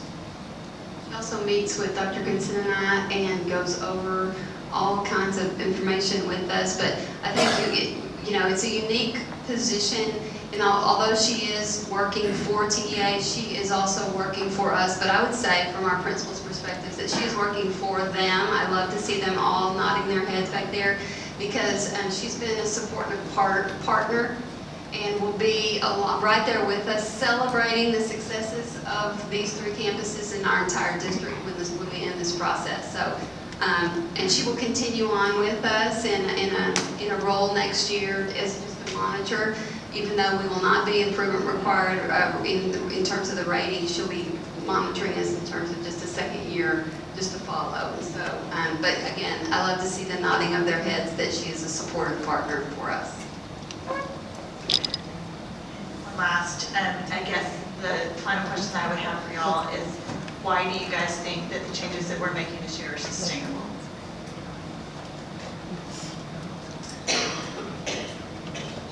Well, I think one of the things that we're doing is the quarterly checks are going to be huge for us because each one of those will be intensive. And so, so much of the time whenever we're implementing, we don't necessarily stop or haven't stopped in the past. Of course, I wasn't here before to know exactly how it's done, but the way that we are doing the quarterly checks and intensively, again, doing another analysis will be a big piece because each time that occurs, changes are made, things are reinforced. Just the level of oversight, I think, at the campuses, the level of monitoring, the level of conversations of all of the members of the team. And then I really think this is the huge commitment that we're specifically giving to these efforts are going to pay off for us in huge ways. So those are just some of the ways. I think also the approach to the training and the support at the campus level as well. It's not a matter of here, go and do this. It's working with the teachers. It's working and teaching them the strategy specifically so that they are that we are able to monitor them, and that they are going to be sustainable, because it's not just an isolated situation. It is a root cause for a specific population at their campus. It really does. It's about them working with their students, and so this enables them with not just the feedback from the PSP, but the monitoring and the support from the campus level and from the district level. They're surrounded by the support. And by taking that approach along with the quarterly checkups, and really much more so than that, it keeps it sustainable, because they're going to learn and really internalize what they're doing differently. And then what they're really going to see is the success of those strategies. One thing, I was trying to say one last thing about that, the answer to your question, that was very encouraging to me. This was just feedback, qualitative feedback from our PSP, but that was that she, in all of her 8 years, I think, of working, she'd never seen a district that was so on board and committed. She told us that last week, in terms of all members of the curriculum department and the staff. And so that was really encouraging to me. When we send our principals to training, we go along with them, and that's not always the case that you see around the room. And so she has expressed that a lot, and we wouldn't do it any other way. One comment I want to add, which is just it's a slightly different take, but something I'm really proud of, and I think I've shared this with you guys earlier, but one thing that we have done this year as a district with the investment in McCrell leadership training is we have aligned that with all of our processes, with our district improvement plans, with our campus improvement plans, with our data drives. And if you remember and go back to some of that initial conversation that we had about a purposeful community, and just in terms of the professional development that we're providing, the conversations that we're having, Dr. Stone bringing, I think, to the table the focus on drive with data and relevance and innovation and valuable professional development and effective leadership. That really is a part of all of our conversations.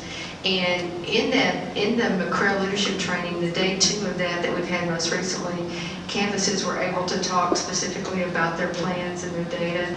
And in terms of establishing the relevance, we really have an alignment this year, I think, that has tremendous potential, and we all own that across all of our programs, our special programs, our regular programs, our testing, our professional development, our leadership conversations. So we are all heavily invested in that, and I'm just really proud of that as a district. So for that reason, I feel like absolutely it is sustainable, and I think we're all very confident that we will not be here again next year, and that we will see significant progress.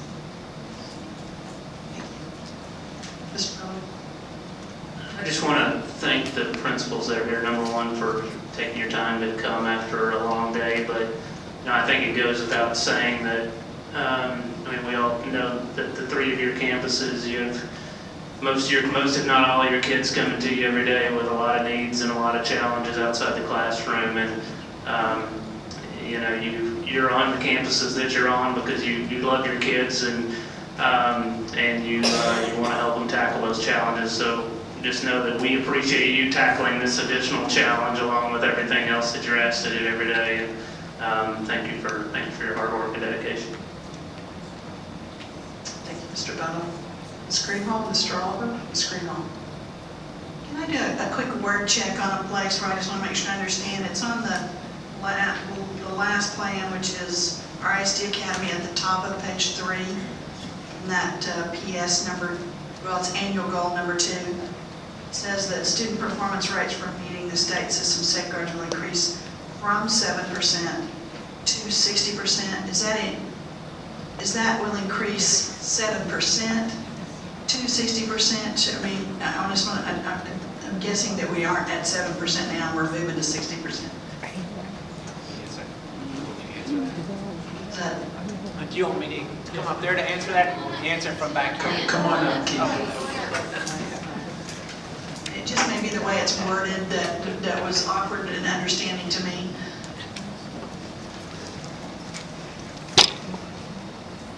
We did ask the principals to be here tonight in case you had any questions, so thank you. Sure.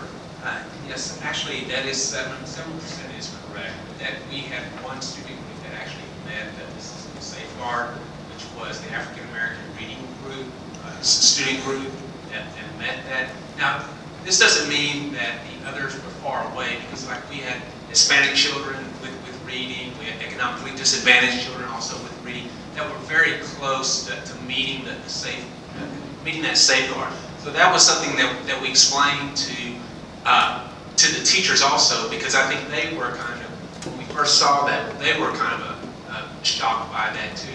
But it means that we have to go, we have a ways to go with a lot of the student groups, but it's a small distance in order to make that threshold, that benchmark. So it's not as bad as it looks with that 7%, but it is all those student groups that are very close to meeting the threshold, but just short of that. Okay, thank you for that clarification. Okay. I just have 2 quick questions. As an example, and we can use the Good Care Plan on the top, the goals that are academic in nature. Obviously, this question doesn't pertain to all the goals when we do training, but so for example, that annual goal of 65%, are those goals that we established here locally that incorporate the state goal that's needed, or is that the state goal? For those annual goals, those are the state goals in order to meet standard. Okay. And then my last question is the 2 campuses that we're appealing, should those appeals be granted, will we maintain the aggressive plans that are in place, knowing that we still have issues on those campuses that we need to make serious progress, that appeal will be a labeling situation for us. And Absolutely. We'd be very happy if the appeal goes through, but each of these campuses will continue to implement a structured plan, these structured plans, in order to ensure that we don't get anywhere close to this again. Okay, thank you. Questions? Mr. Hall?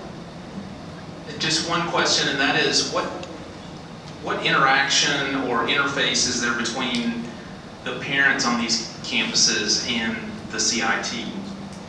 Is there any, or what, is there official ways that you communicate, or how does that work? Each of these plans has been or will be communicated to not just the campus staff, but then there's also a, if it's a stakeholder, I don't know if that's the actual term, but there is a parent meeting that we're required, where the campuses provide the targeted intervention plan, or improvement plan, excuse me, to their community, to talk through the process, to talk through basically the same information that we're sharing with you tonight. Here's why we're here.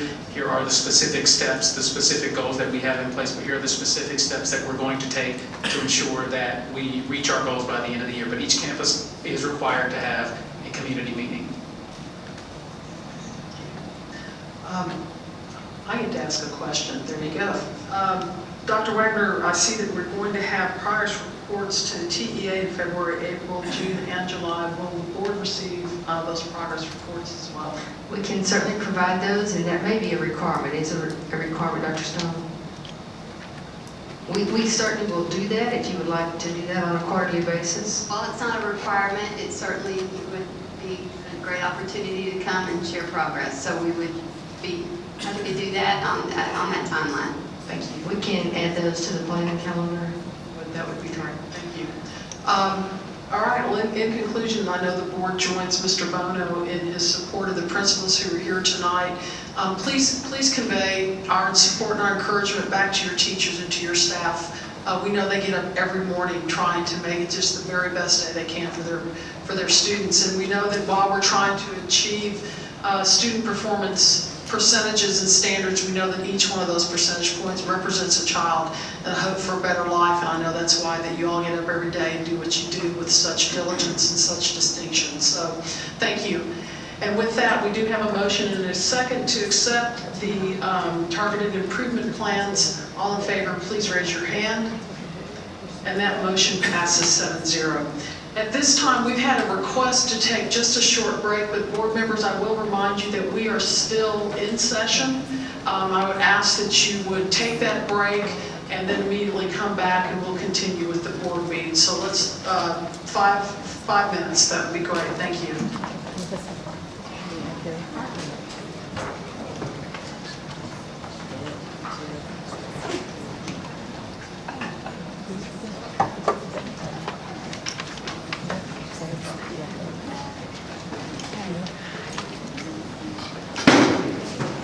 Go see what those papers are there. Okay. Oh. Do you want to get up? Huh? N-O?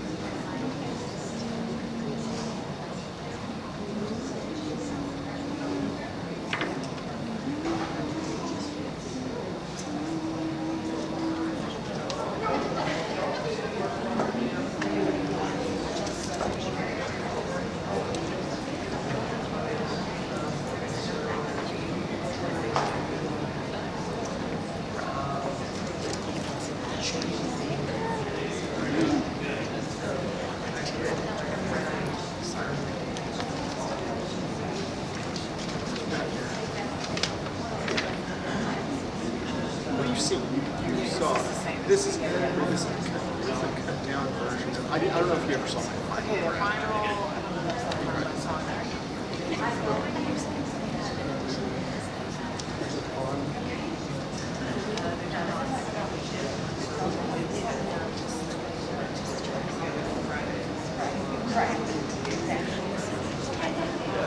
In December.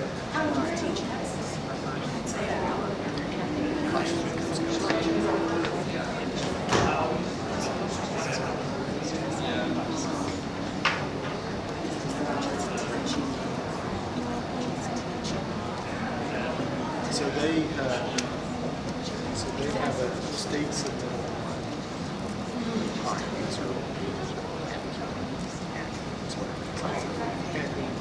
which was snapshot as last Friday. Hi, how are you? Good, good, thanks. But they haven't done it yet, so I'm still waiting for some data. Because I don't have, aside from White Rock, I have no idea those data for this year. And I'm trying to. Oh, yeah.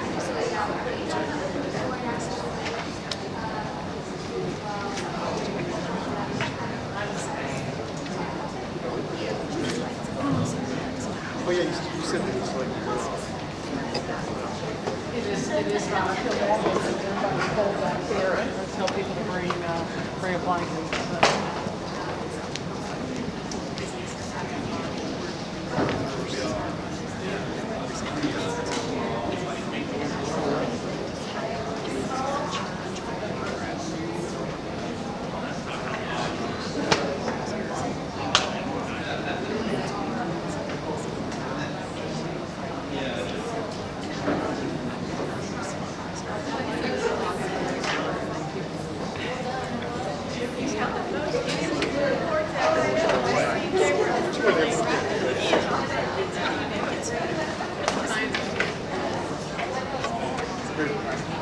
There's actually.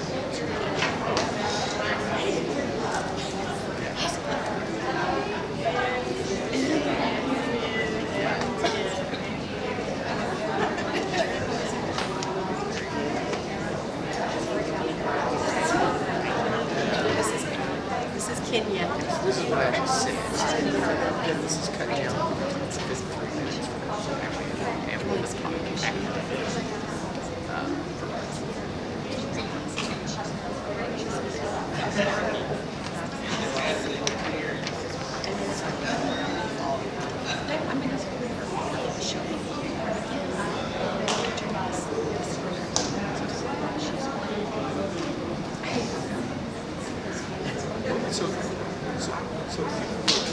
And I'll give you my files.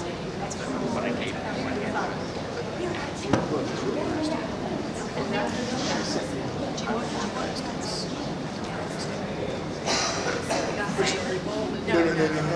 So it's not.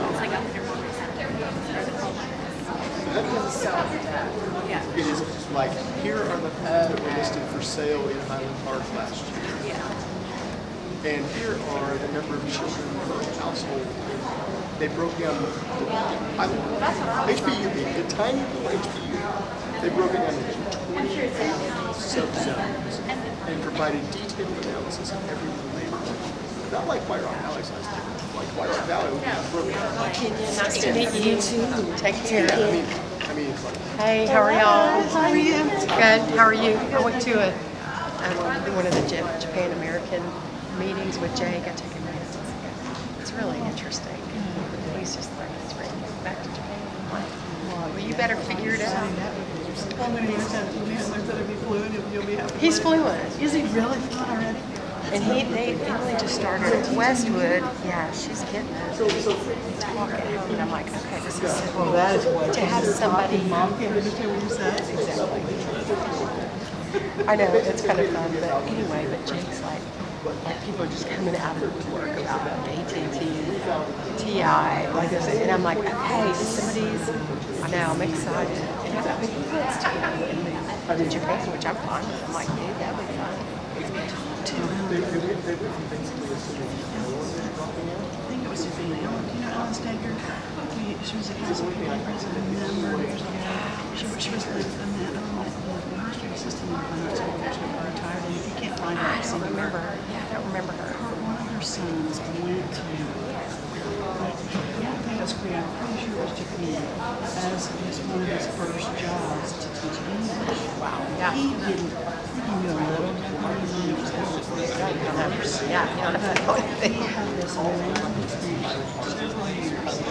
He went and taught in, they're either expat schools or international schools, that they need someone who understood that they can teach English. And she has really cool stories about his experience.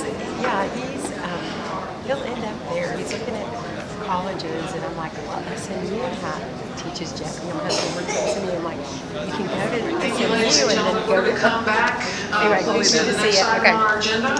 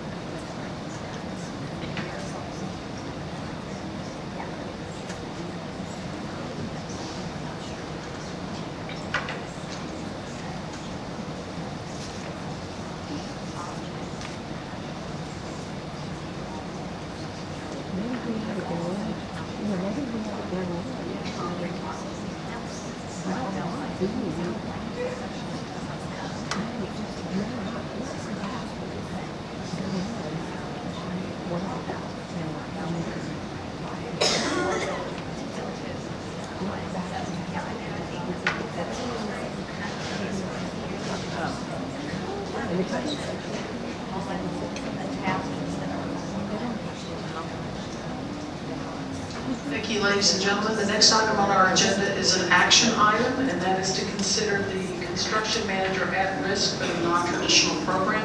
Dr. Wagner. Yes, we are bringing a recommendation to you tonight for construction of a non-traditional program. And let me just make some comments here at the onset, because I think this is something that really supports our long-range strategic plan to ensure the success of all of our students, because this recommendation that we're making to you tonight really promotes the success and another pathway for our students at the high school level. We do have a non-traditional program in place. Just for a little history, we have a program that was created in 2010. It's actually housed at CMLC, which houses our alternative program for disciplinary placements.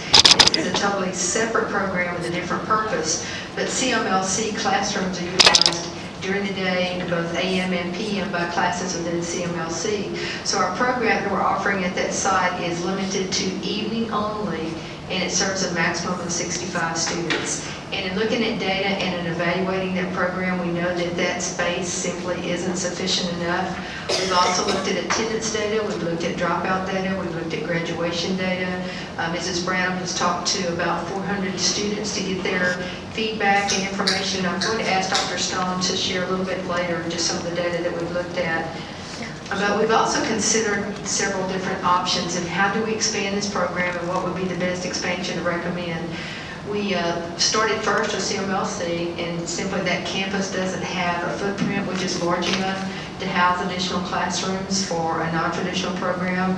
We also considered adding a spot or a location at each of the high schools or at one of the high schools for this program, and none of our high schools have capacity long-term to sustain a program like this. So that's where we really ended up with looking at a different facility, and we analyzed some sites, and we have an opportunity here with a property right next to the annex that we could utilize for construction.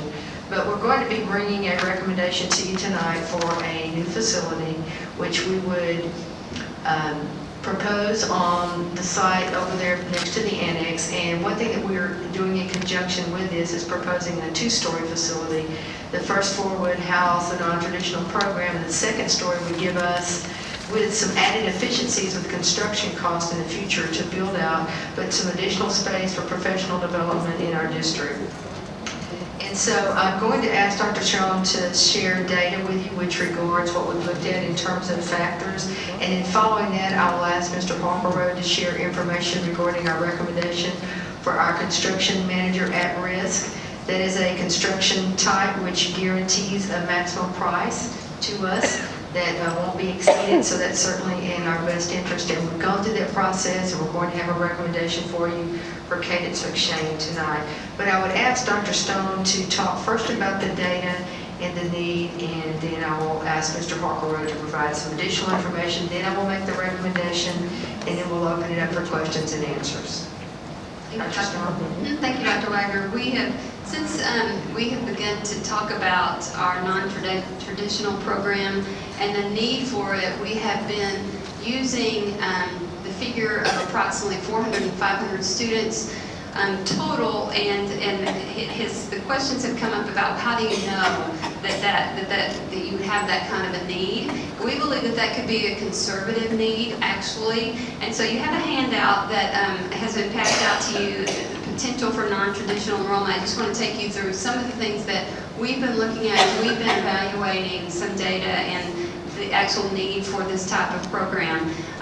The first point is that based on, we've worked with Elvia Noriega's department and have done a lot of analysis of our current dropout data. And the first piece of information is that based on the last 4 years of dropout data, she's helped us to calculate that we estimate that non-traditional campus would recapture 285 dropouts per year. So that's the first piece of data that is new that we're bringing forward to you. Adding on top of that, going back and evaluating very closely the data that Mrs. Branham did capture last year when she did interview 400 students while qualitative, we believe that we are able, we'd be able to bring in an additional 120 students just based on thoroughly looking back at that analysis of those interviews. So then finally, in looking at an evaluation of our health-related students that attend this type of program over the last number of years, we estimate that we would add on top of that 65 health-related students per year. So that alone would give us a total of 470 students. Currently, our non-traditional program has 65 seats, and looking back at data, some historical data, we average around 162 students that come in and out of those seats, which is right at about 2.5 students per seat over the course of the entire year, depending on the needs and how many credits that they're needing to accumulate while they're there.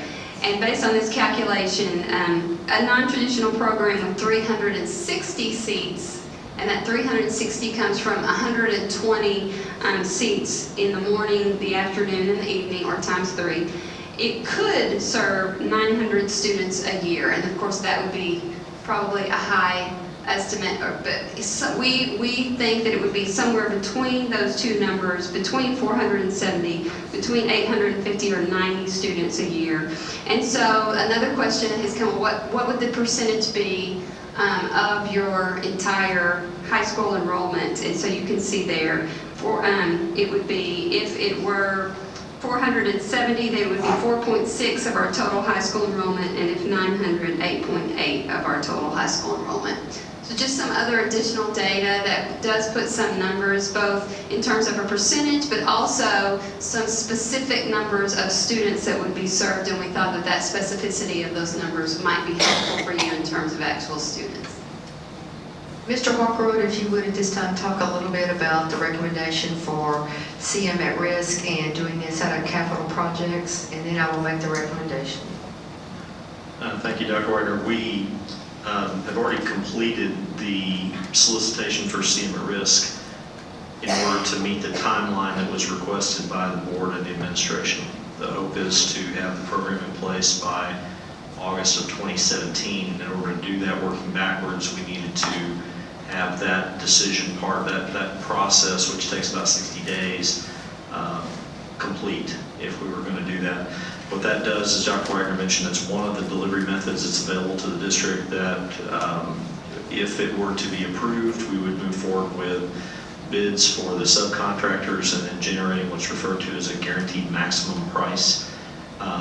And also what would happen is we move forward with the actual design phase with the architects, which has not been completed. You know, that's been one of the struggles with this, is we're asking and talking about cost, but we are not allowing the architects to complete the design piece first. They've designed other models, and we've considered a variety of models over the last 6 months for this. So this will be a much more streamlined version of what you saw before. And we can talk about the details we have, the preliminary details that we have, but what we anticipate happening is once staff has that opportunity to visit with the architects, the size of the facility will come down a little bit from what we've included, and the dollar amount for the project will come down as well. But that would all move forward just immediately if it were to be approved, in order to meet that goal of having the construction complete by August of 2017. As far as the funding source, we have originally this item was included in the 2016 bond proposal, as far as it's one of the items from the earlier discussion sessions to identify potential projects. The board requested at our last meeting that item be removed from the 2016 bond planning, and that we consider funding for that from the capital projects fund. We have funds available there to be able to cover this project using dollars that we would anticipate transferring over the next 2 years. And we still believe we would have ample funds there to be able to still give the board some flexibility to address other needs, just as we've done for the last 4 years, with construction at various schools to deal with enrollment growth. And you certainly would have the opportunity to include those types of projects in the bond, but it's a very dynamic projection. You know, we've had folks that have spoken to the fact that, you know, we're off from projections for years, you know, a year ago, 2 years ago, 3 years ago, 4 years ago. That's part of why we do the update every year. The variables change, and we have to be able to adapt to those changes, and we have to be able to make some provision to allow for that. And that doesn't always coincide with when we call a bond election. The 2011 bond, we did not include we didn't necessarily have the data to be able to include construction at Aiken, Stultz, Forest Lane Academy, Skyview, Mohawk, Richland, Wallace, White Rock, Merriman Park, Forest Meadow Junior High. We were able to accomplish all that using capital projects and allowing the board to have that discretion and that flexibility instead of having to call another bond or put in jeopardy in the scope of a bond project. So we will continue to use that strategy. We anticipate having the demographer's revised projection available in January. And certainly you'll have that information in time to be able to include any other additions to the 2016 proposed bond package. But we would also anticipate having funds within capital projects to be able to address future needs as well. Be happy to answer questions that you have about that. At RISD, or what, because I understand that some of these students that we're trying to capture have to work jobs during the day in order to help their families. So I'm just kind of curious if that program exists and what it entails, really. Ms. Hayes, will you provide that information? Certainly, we have those programs at all 4 of our high schools. They're part of the Career and Technical Education Program. They're called practicums now. They used to be called co-ops. And so we have work-study programs available in different areas. Those students go to school in the mornings and then are free to leave after 5th period or 4th period to go to their job. And many of them work afternoons, evenings, weekends, depending on the job that they hold. And so those kids that are in the practicums, would they transfer over to this alternative site, or they would stay in the current program? They could do either. Most of them will stay in their current program in their high school because they're involved in other aspects of their high school experience. But if they were close to graduation and needed just a few credits and wanted to complete their education, they could transfer to the non-traditional. But it is not tied to the work-study program. Okay, thank you. My other only question is, does the footprint of this site still include the Richardson Memorial Stadium next door? It would include a portion of it, am I right, Mr. Harper, but not to the extent of the original design? We would, in order to stage the construction, we would have to remove the south side fence, and we would impact the field. And so you do not have to make a decision at this point about whether the stadium would go away or not. That's certainly something you'll be able to decide later on. But what we would have to, if it stayed, what we would have to do is then replace the turf after the staging and construction is completed. And then if you decide you want to remove it, that could be part of the demolition, and you would be able to make that decision later on when we bring you the design pieces for the building. Thank you. Thank you, Mr. Lynn. Mr. Oliver? Thank you. First of all, in terms of the alternative or the non-traditional program and the need for it, the numbers are pretty compelling. I guess another piece of data that I just would like some clarification on is our graduation rates and/or dropout rates as a district overall for the last several years. Could somebody share with me what those trends have been the last few years?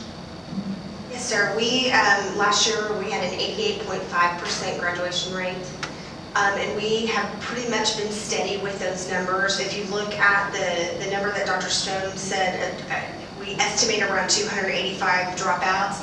We have been anywhere from about 220 was our lowest 5 years ago, all the way up to a 290 number.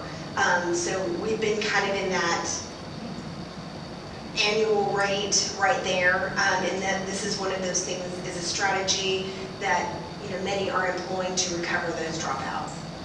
Okay, thank you.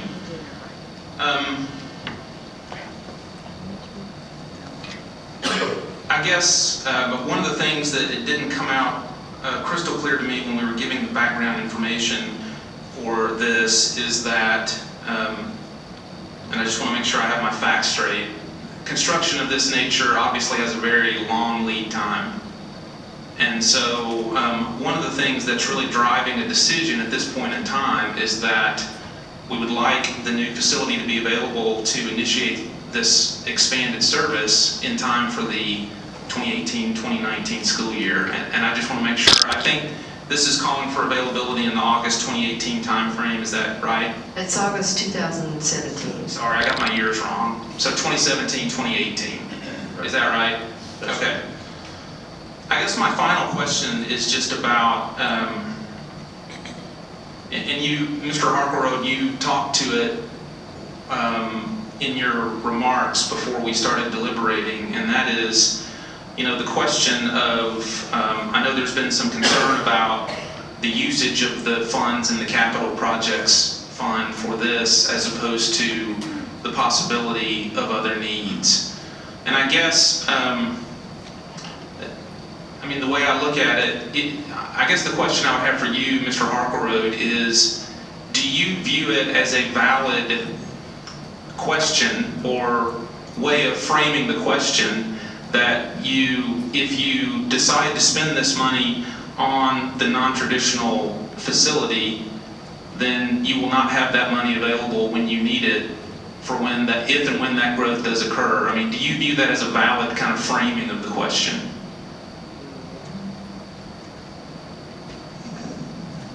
Well, are you saying, is the question that if we use this money now for this project, we will not have funds to be able to address?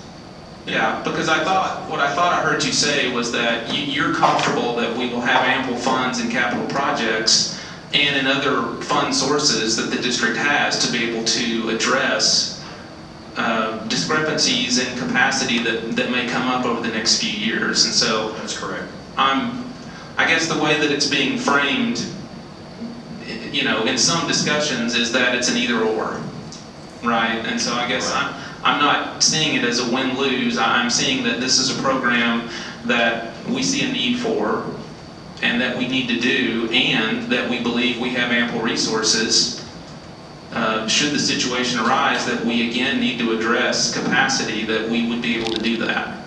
That's correct. Okay. All right. I just wanted to make sure I was thinking about it the right way, because I wouldn't want any trustees to feel like they're having to make a false choice here of an either or.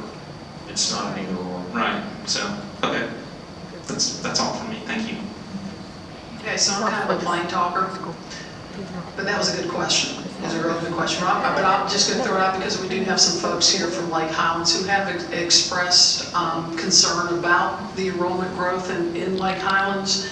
So I'm going to ask kind of the same question Mr. Harkle wrote. Does the implementation of the non-traditional program, does that preclude us from using financial resources or any other sources or any other program changes for resolving, some of the enrollment growth opportunities that we have at Lake Highlands, or that may come up in any one of the other 53 campuses that we have?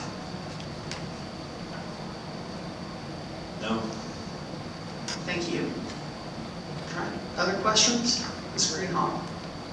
My question is about process, and that should we move forward with this facility and with this program, what plan, communication, and community-wide do we have in place that we are going to use to communicate with the neighborhood locally around us, with the rest of the district, to help them, number one, understand the importance of the program, but that specific, we have had different reactions as we engage and build in communities, and we have a real obligation to communicate to the community around us, and what do we have in place to take care of that? I'm going to ask Mrs. Altman to talk about what we've already done. Right, so we have already reached out to the church across Greenville, the neighbors in residences across Greenville, the builder CB Jenny next to the annex, and also the Kaufman Townhomes, in addition to the rental properties that are across the street over here. So we have gotten neutral or positive feedback so far, and we will continue to engage them as the process goes on. Is there an actual homeowners association associated with this this community that is right across? Yes, ma'am, there is, and we have also reached out to the president of the HOA and let them know that more information would be forthcoming, but we gave them the same communication that everyone else received. Ms. Branham, I had a question on, I noticed that y'all had a high school principals meeting last week, a CAM meeting last week, and discussed, I'm assuming, various topics. Did the topic of the non-traditional program come up, and what were the reflections from the principals, if so? Yes, ma'am. Dr. Wagner, Dr. Stone, and Mr. Holkerud and Ms. Altman had an opportunity to present the speaking and listening tour to our secondary principals and assistant principals. And they too were asked to prioritize some of the items that they identified on the bond. And specifically our secondary principals, I would say almost every single one of them listed non-traditional program as their first or second identified need as a priority. They can identify names, specific cases, scenarios in which, had this program been in place, it might have resulted in a different outcome. So they were very pronounced in their support of us moving forward with expanding our opportunities for non-traditional. Thank you. Dr. Campbell? Yeah, thank you, Ms. Caston. I'm not sure who should address this, but part of the recommendation that I thought I heard you bring forward was that this would be a two-story building. Can you talk to why that piece of it makes sense? Okay, we can at this time capture the efficiencies of a single contractor and a single agreement with a CM at risk, and go ahead and flush out the bottom floor and for a non-traditional program, and then actually complete the second floor for professional development or other needs. It makes more sense to do it now than to do it later. And, we've discussed that prior to with the board. I think our cost for a single story, if I remember, is about $6 million or 6 or 7 million. And Mr. Hargrove, you want to add some additional information to that? Because the cost does go up for a two-story, but it does enable us to capture some efficiencies. Well, it's just a more efficient land use, because if you want to come back at some later point, it's difficult to convert a one-story building to a two-story building. Some people think you just come in and add a second floor. That's not true at all. What we'd have to do is you wouldn't have the structural steel in place to be able to support the weight, and so you for all practical purposes, you tear it down. So it makes more sense if you ever thought you're going to need the space, and we use professional development. Dr. Wagner mentioned that as an example. We're constantly struggling with space at the Professional Development Center, or the lack of space at the Professional Development Center, and we've to the point of talking about the need to build an entirely separate additional Professional Development Center, which would cost far greater than what we're proposing here. This would just give us a way to be able to supplement the space that's available at the PDC in a more cost-efficient manner, and avoid having to build a whole separate Professional Development Center in the future would be the intent of that. So you just get those economies, and it's a limited footprint. Land has a value, and so to try to maximize the use of that land, we think is important. At the annex, for example, we'd love for that to be a two-story building, but we can't make that a two-story building easily, and that's where the hub of the backbone of our servers and all of our infrastructure for data is located.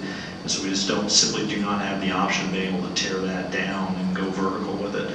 But you're seeing it throughout the Metroplex. I mean, the space, are maximizing the use of the space by going vertical where they can. I mean, even homes. If you look at the homes in Prairie Creek and Lake Highlands, in many cases what they're doing is, they're maximizing that footprint and they're going vertical with it.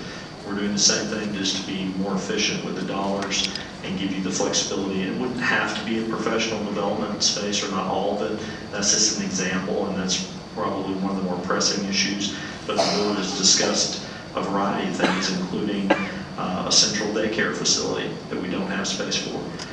So there are a number of things that could be done with it, but if you ever thought that you needed the room to be able to expand, it would make more sense to address that now and capture those economies. Did that answer your question, Dr. Kim? Mr. Bono? Thank you, Ms. Gaston. First, I guess a couple of questions on the numbers. I know most other districts in our area have some sort of full-time program like this. Have we done any benchmarking with comparable districts to figure out how many kids they're serving? How does that jive with our force? Yes, sir.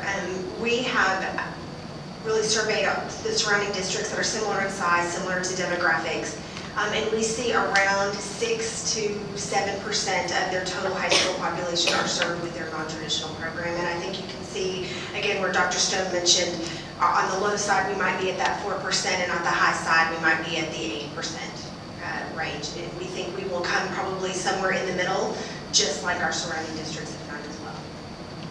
And it seems like, and I'm just trying to recall my memory, but it seems like early in the process of us talking about this, Ms. Brown, I'll bring this to you. I think it came from our discussion, but was there a plan to, I don't remember whether it was using some space at Burtner, but for an interim location to be able to I guess, accelerate this program ahead of where we are, where we sit with only Christmas college being the option today. Yes, sir. Yes, sir. As I mentioned in addressing Ms. Caston's question, the principals definitely feel a sense of urgency and recognize that we need to expand this opportunity sooner rather than later. And so we have been working with Mr. Hall and Ms. Swanner at Berkner High School. They are identifying some classrooms that we will be able to temporarily repurpose and use to expand non-traditional to the morning and afternoon and evening sessions. And we have been working collaboratively with them to be able to open in 2016-17 with an initial launch. We may not have the full 120 seats available next year, but we would have at least 60 to 75 seats in the 3 different sessions. Thank you for that. Mr. Hargrove, my next question are capital projects funds related. So we talked earlier, I guess, most recent balance I've seen there is about $28.7 million. That was as of 9/30, based on the quarterly investment report that was here tonight. Can you walk us through how much of that is, I know we have the Prairie Creek construction and the operations center, and I'm not sure if other items, those are obviously the 2 biggies, but can you walk us through how much of that is already committed to other projects?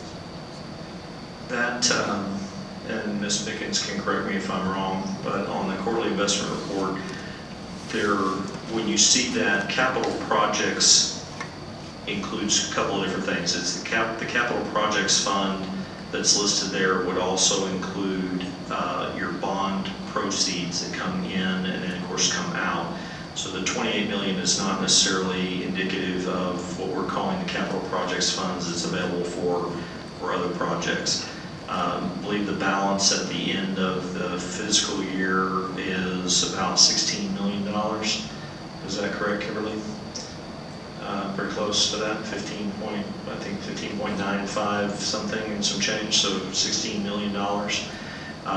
That represents the unencumbered, unexpended funds in there. So we've already made provision for Prairie Creek construction. That does not include that. And so that's just at the end of the 2014-15 fiscal year. Okay, and does that include the amount that was already transferred from the operating fund? That includes, I believe that includes the transfer, correct? All right, and then the cost of the operations center? $26 million, of which 5.6 has already been encumbered.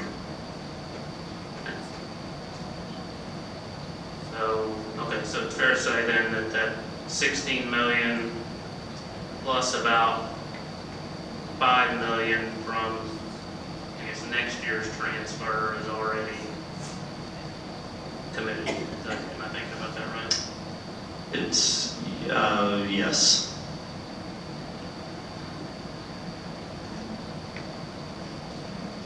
And then what is, so we generated about 13 million, I guess, in transfer to the capital projects fund. Are you assuming, your assumption that next year will be comparable to that? Based on the way that transfer occurs, or what creates that transfer right now, is growth in taxable assessed value.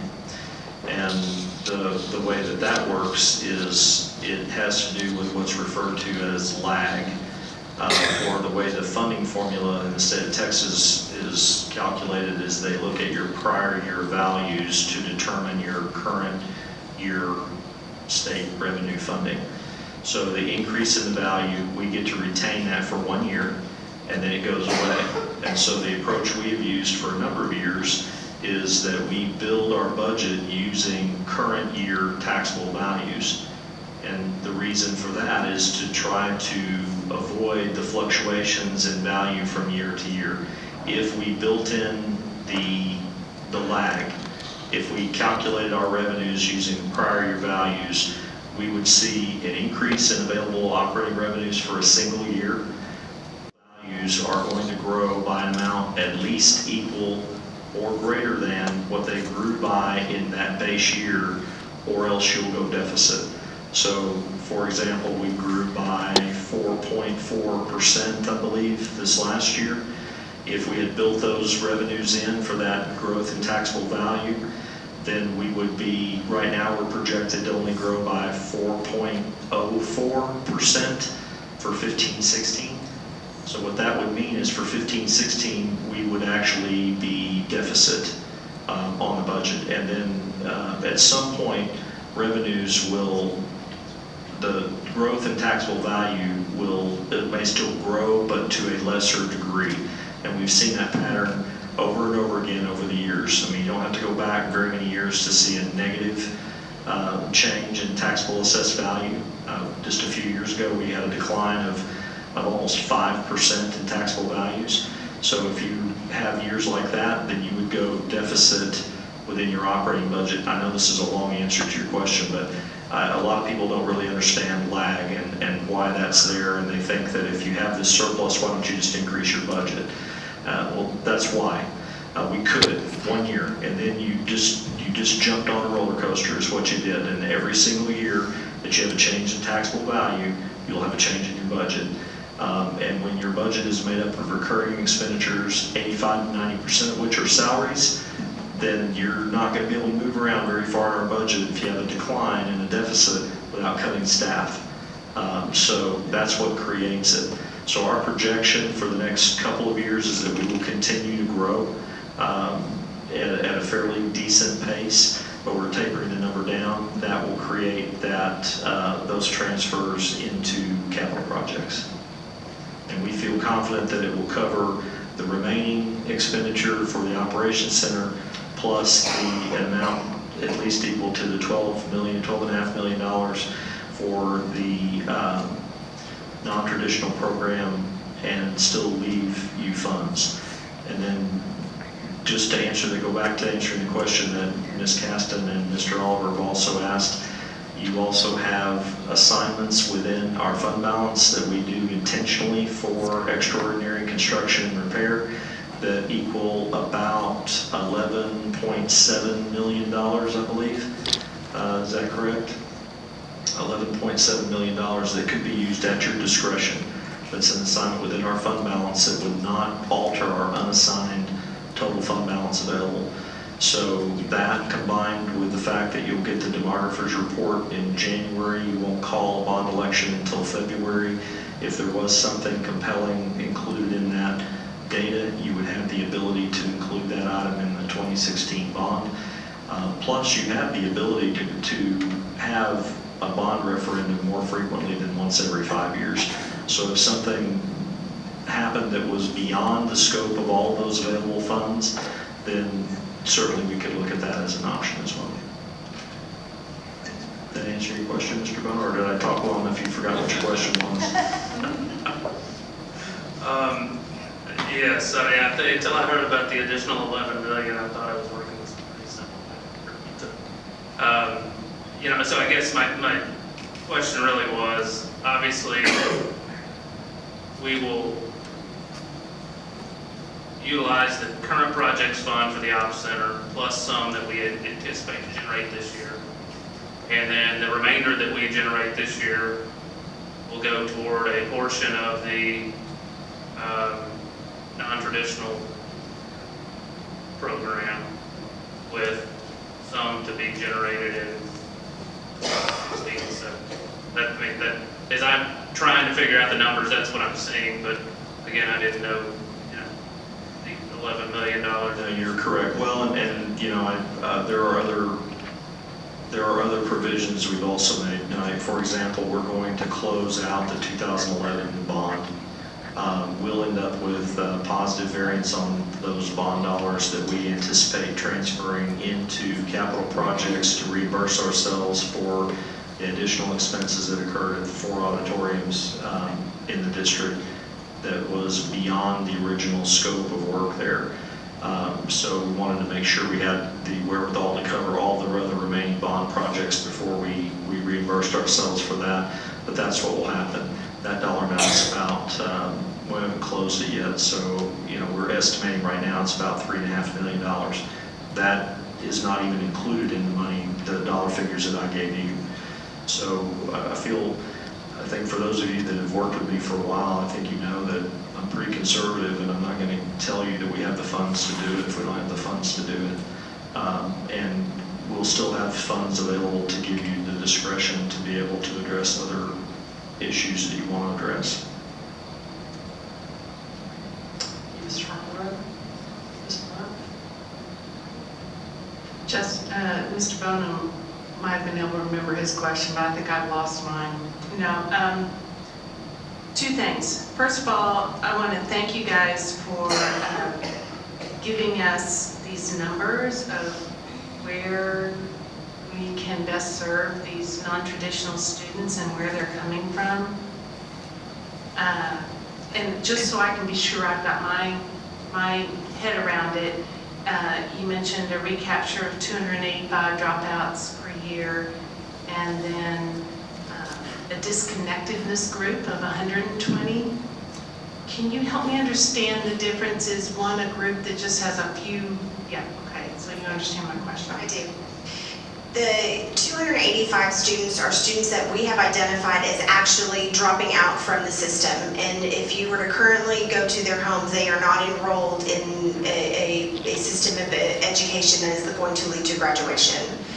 The 120 student number is when you talk to students who are going to school because they need to, they know they have to, they know legally it's a requirement, but their needs are not being met, whether it's academically or they know, you know what, if I could get through, get my diploma, then I could begin to earn, a potential wage that could help pay for a certification or a license or another educational program that will serve my needs. We also have students, I think it's important to note, that could benefit from the program, and several of the students I talked to that are very high achieving students as well, who would like an opportunity, they're ready to move on to a collegiate environment or ready to move on to that next stage. And this would give them an opportunity. They may have just a few credits left that are basic state requirements, and if I can accelerate through that and move on to the next stage, their needs would better be met. So it's a wide variety of students that we estimate being served in that 120 students that we identified. So it would be safe to say that those 120 could be very high achieving people, as you just mentioned, but they could also be people that are at risk of dropping out. Okay, thank you very much for that clarification. And the other thing that I need to wrap my mind around, I'm not quite understanding. I know we've talked a lot about the second story of the non-traditional school, and I'm not quite sure if when we get the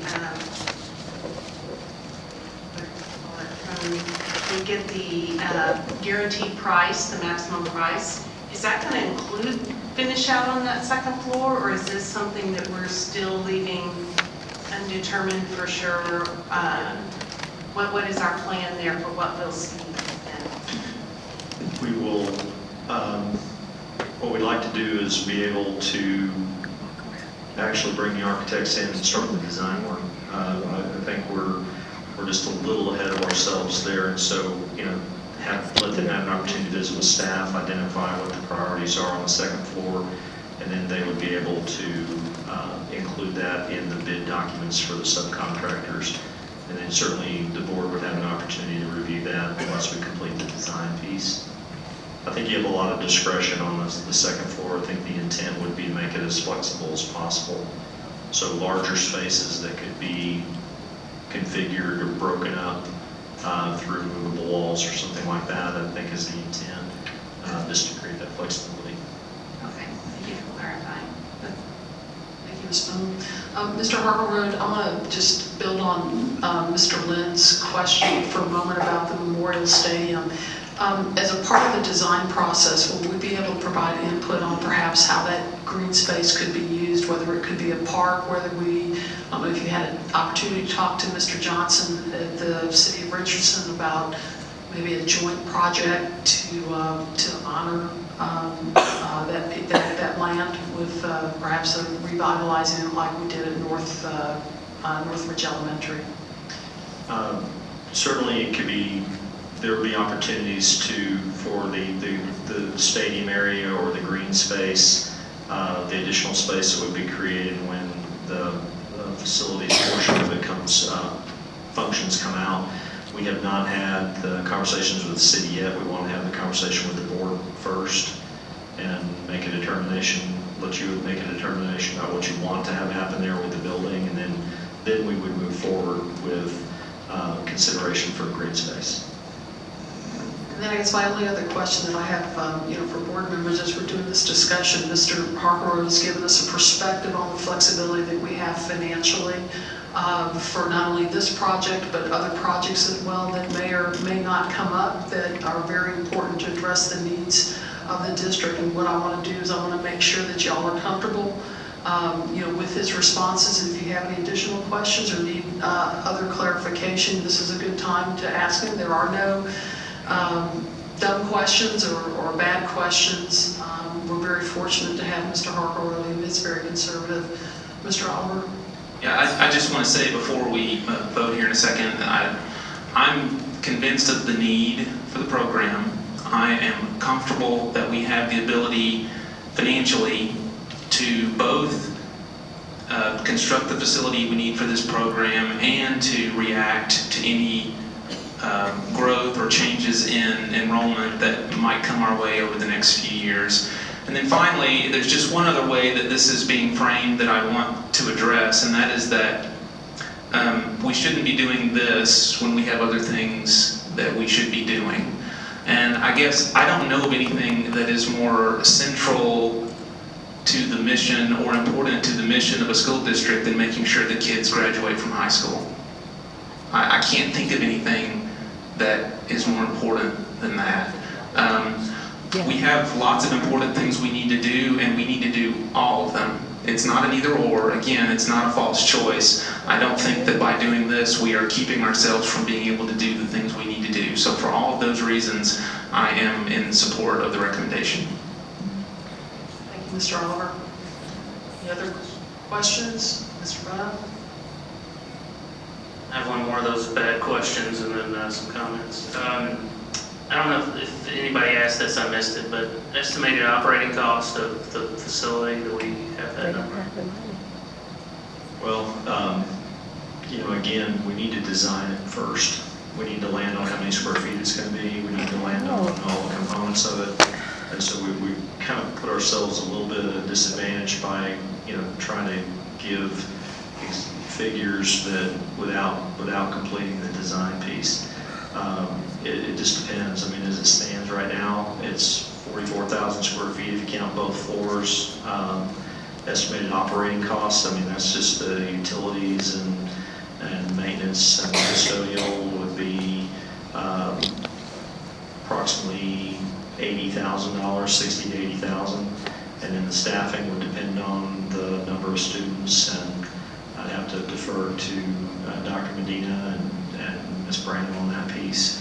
But that number will change once we actually complete the design. Okay, So still some work to do. Some work to do there. Still some work to do, yeah. Yes. I guess the one thing I'd say here is I completely agree with the need to expand the program. So please don't mistake my questions and concerns here to have anything to do with the need for the program. It's really more for me about process. And so, I guess what I'd ask us to do is to really reflect on the fact of where we are in the process for the bond. And, we're in a year when, we have basic needs that, we're going to struggle to cover out of current debt capacity. And we're going to be talking to our community about making a significant investment in our schools. So this isn't a normal bond process where, we're figuring out a number of what we can pay for and everything's going to get included. We're going to have to make some hard choices, and so I just struggle with the fact that we've laid out this great process through, through Ms. Altman, and we're starting these listening tours and going out and engaging our community and having them help us rank priorities and walk and help us help us put together the best package for our community. Yet we're taking a piece of that out of their discretion and moving it forward tonight.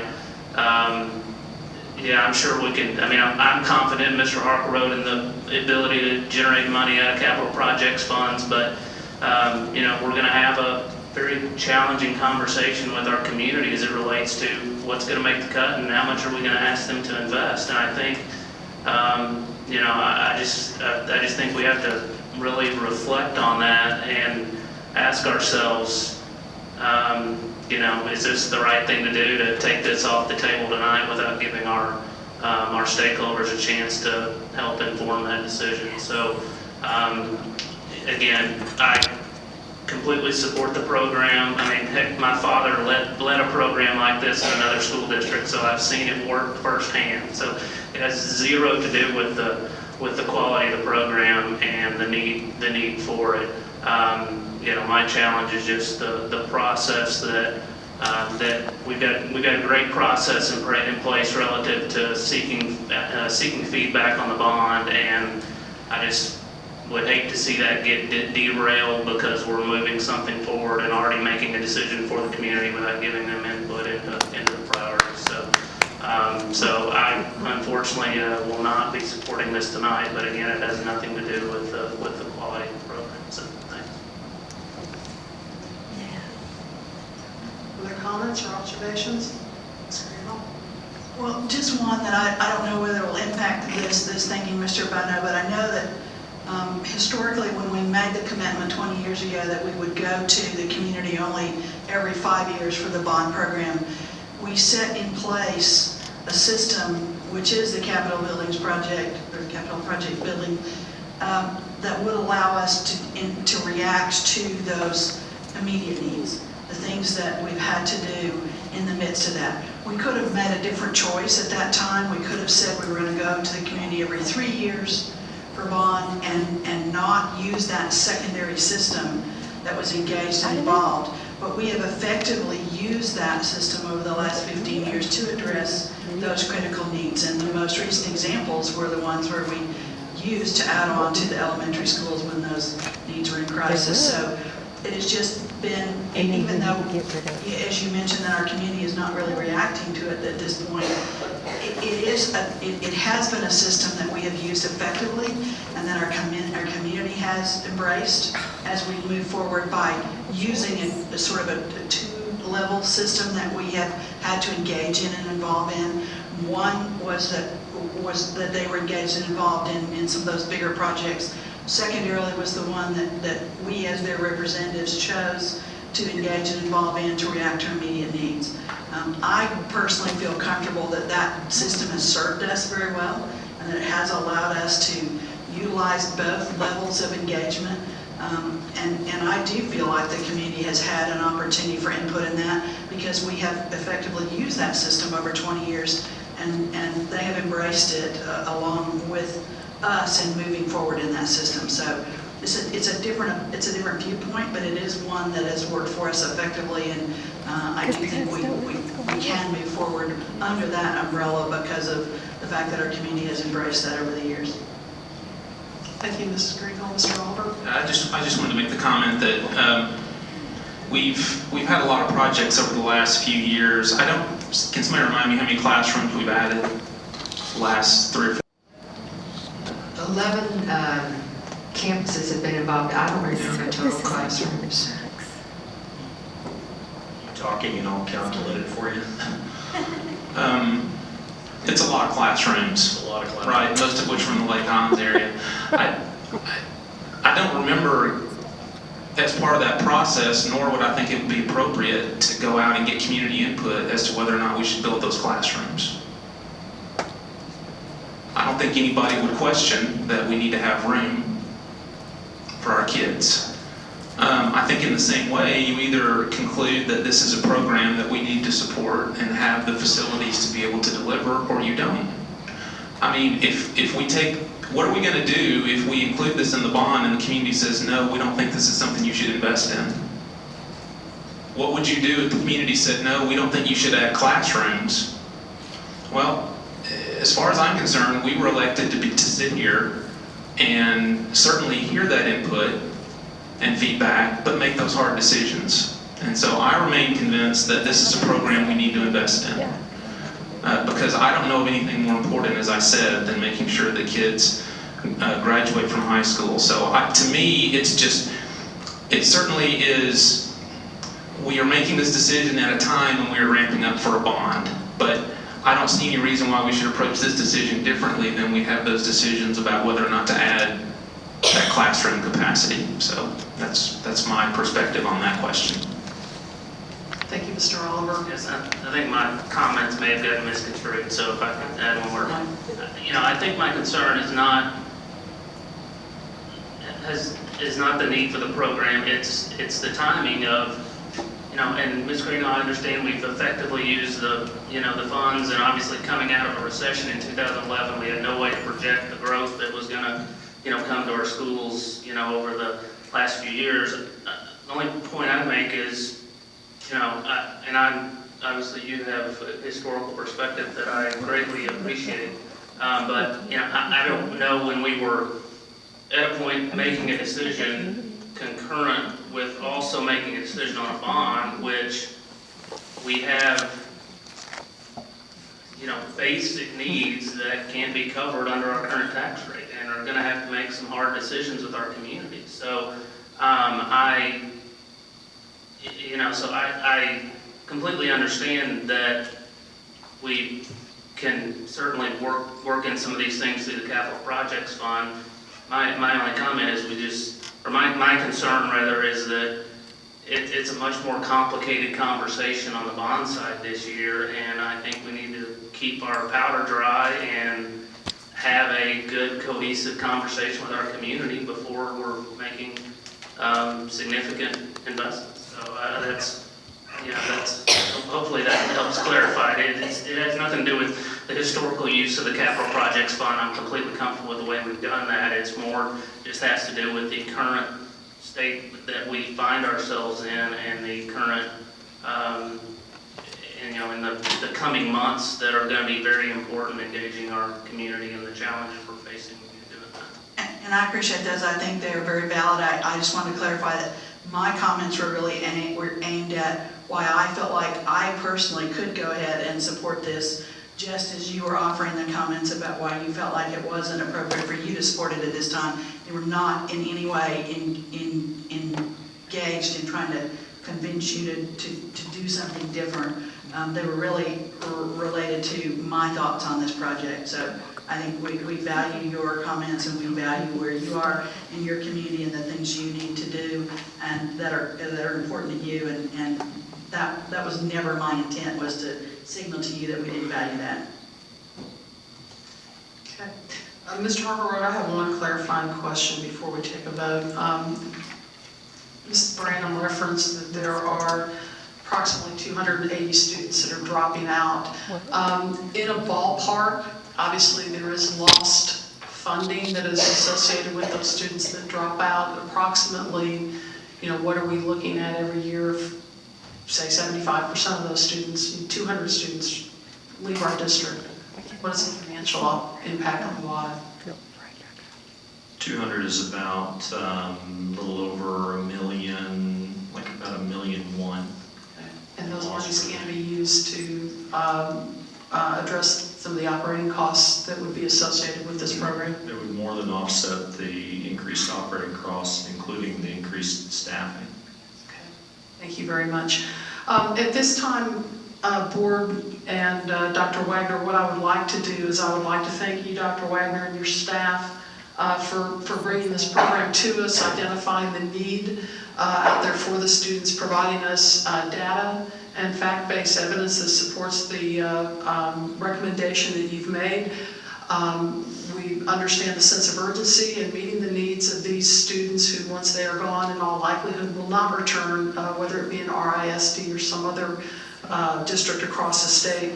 I think we've been thoughtful of the financial considerations. We've been thoughtful of the impact to the community and the community of which we reside. I want to express my appreciation to the board. All of you all have been so thoughtful and diligent about giving this full 360. Many of us bring different perspectives and different strengths and different skill sets to this conversation, so I appreciate the ability for us to have these conversations. It's a very crucial conversation, one that we'll be having more of in the coming months, so my thanks to everybody for the discussion and sharing your perspectives. So with that, we do have a recommendation from the superintendent to consider the construction manager at risk for the non-traditional program. All in favor, please raise your hand. All opposed? And that motion passes 6-1. Thank you very much.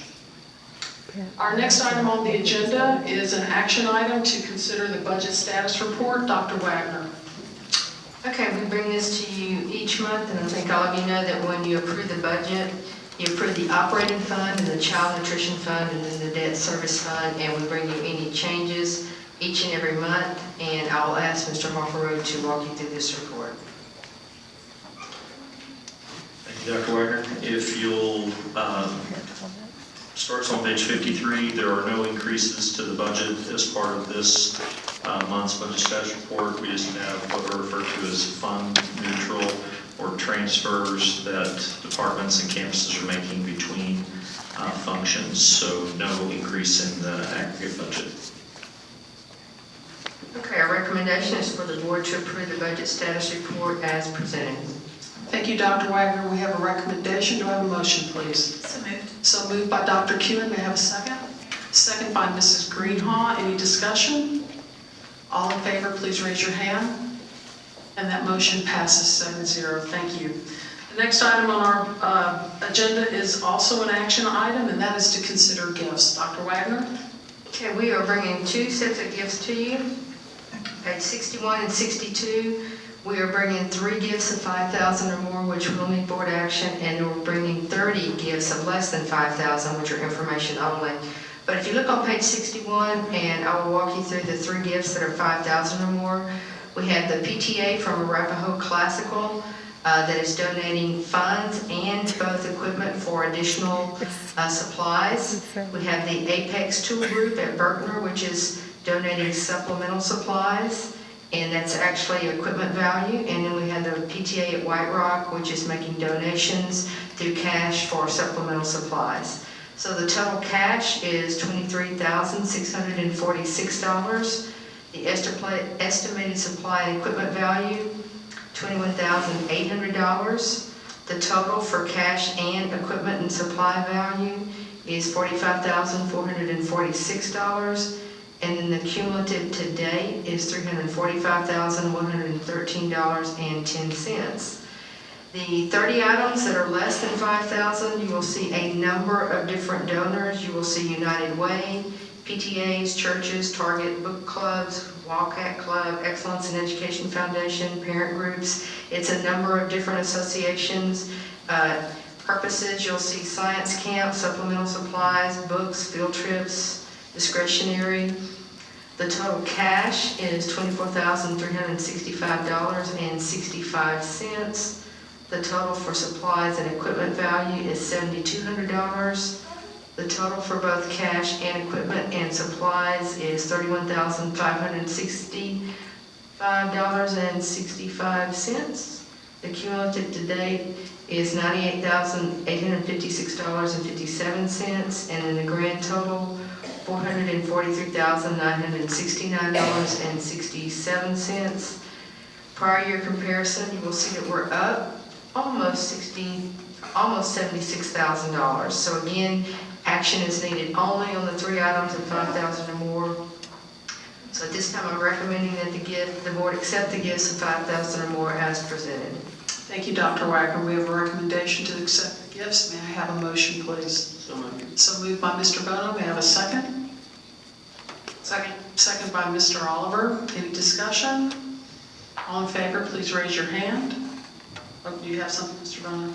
I was just gonna Unraise your hands. I'll go ahead and raise my hand, but we still have some parents here at this late hour, some of which I know are members of some of these PTAs that donated some significant dollars. So thank you all for your continued support of our schools.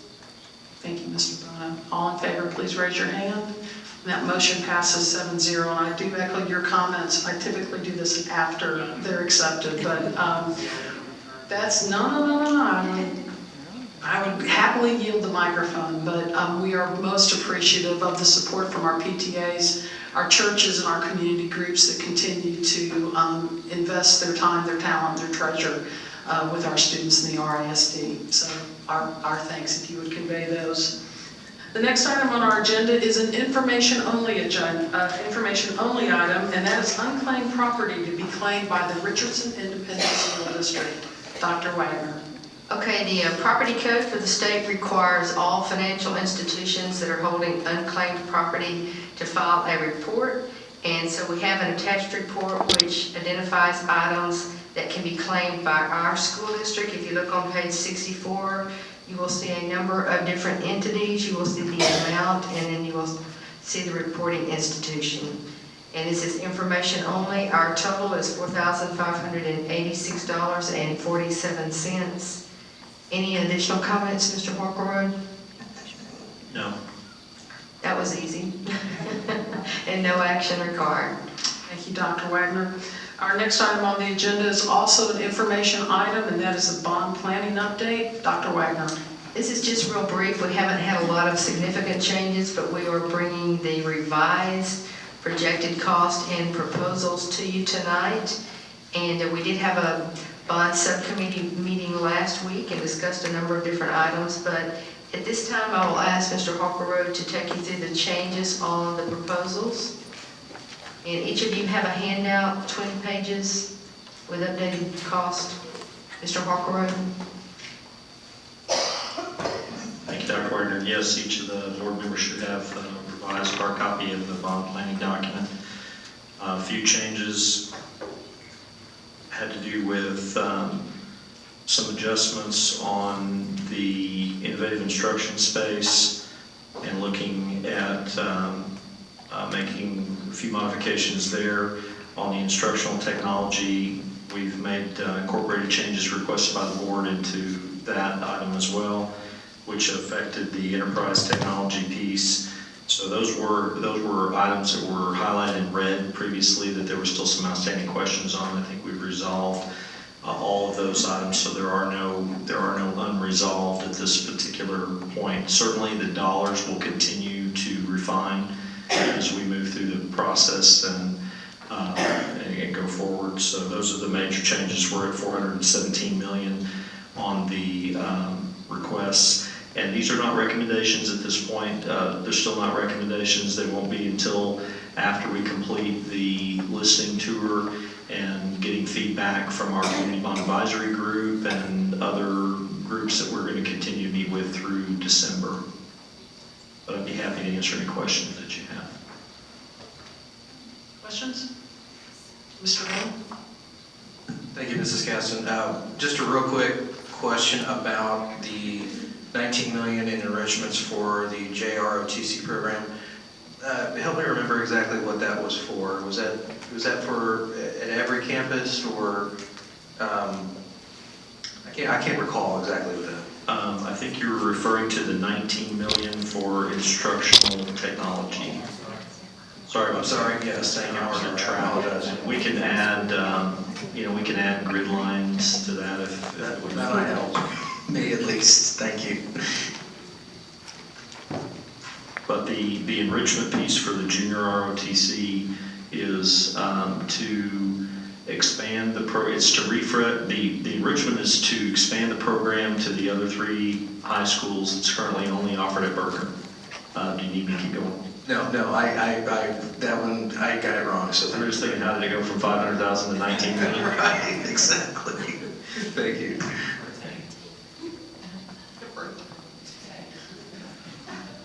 Do we have any other questions? And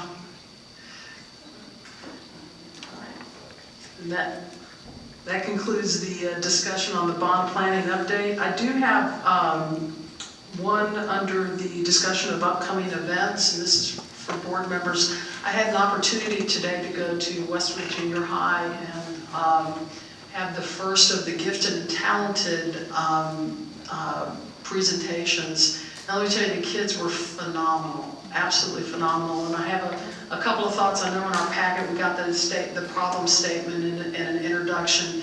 But what I'll do is I'll share with you all via email.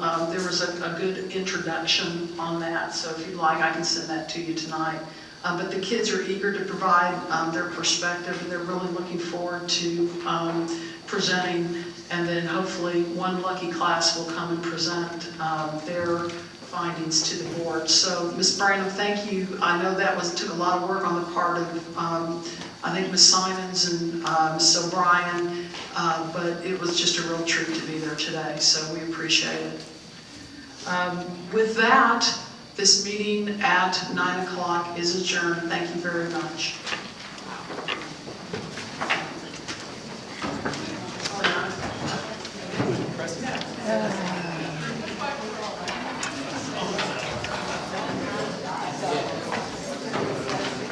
We got to get more people here on a regular basis. Re-elect board members.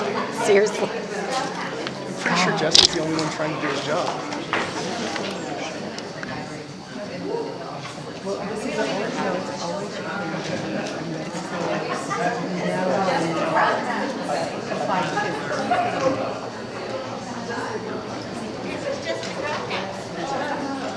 Yeah, sure. Okay, so I'm telling you straight up, I do.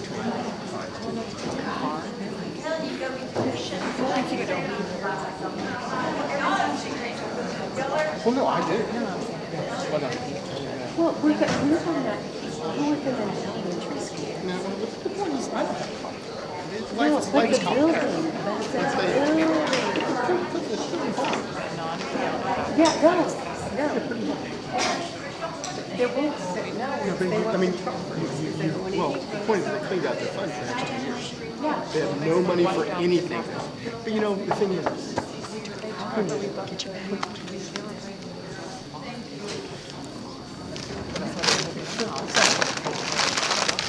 see what the deal is. I mean, the reason Tony says he's got money for it is because he's basically trying to spend on it. Right. His plan, I mean, he straight up told me on the phone, his plan for White Rock is to convince people to send their kids to magnet schools. That's his plan for White Rock. What? Exactly. Well, the ones he's gonna wave his hands around and say, Well, no, that's the what magnet schools. Okay, we didn't. the point is you pay $250,000 to live across the street from North Lake and the White Rock boundary, and then you think you're gonna convince people not to send their kids to White Rock? I mean, because that's the difference in home values. Going across the street to the next school. And then your master plan for this is to convince these parents that just spent $1 million on home to send their kids somewhere else. That's idiotic. What I'm saying is that we pushed back on the non-traditional in the $35 million deal for that threatening the bond, and they didn't want to pull that. I get it. So now this is a worse situation where it's now being used up for capital funds, and that it's depleting the capital funds, okay? But it's okay because he can take $11 million a year out of his maintenance budget. Okay, so my question is, why was this not addressed with all the other needs? And why were there not two proposals? One, a non-traditional proposal, and then two, what the other major needs are at every level. You see what I'm saying? Instead, it's proposing, all their eggs are in that one basket. Just doesn't matter. No. That's why I don't do these things. So I can't deal with stupid people. No. It's not. No.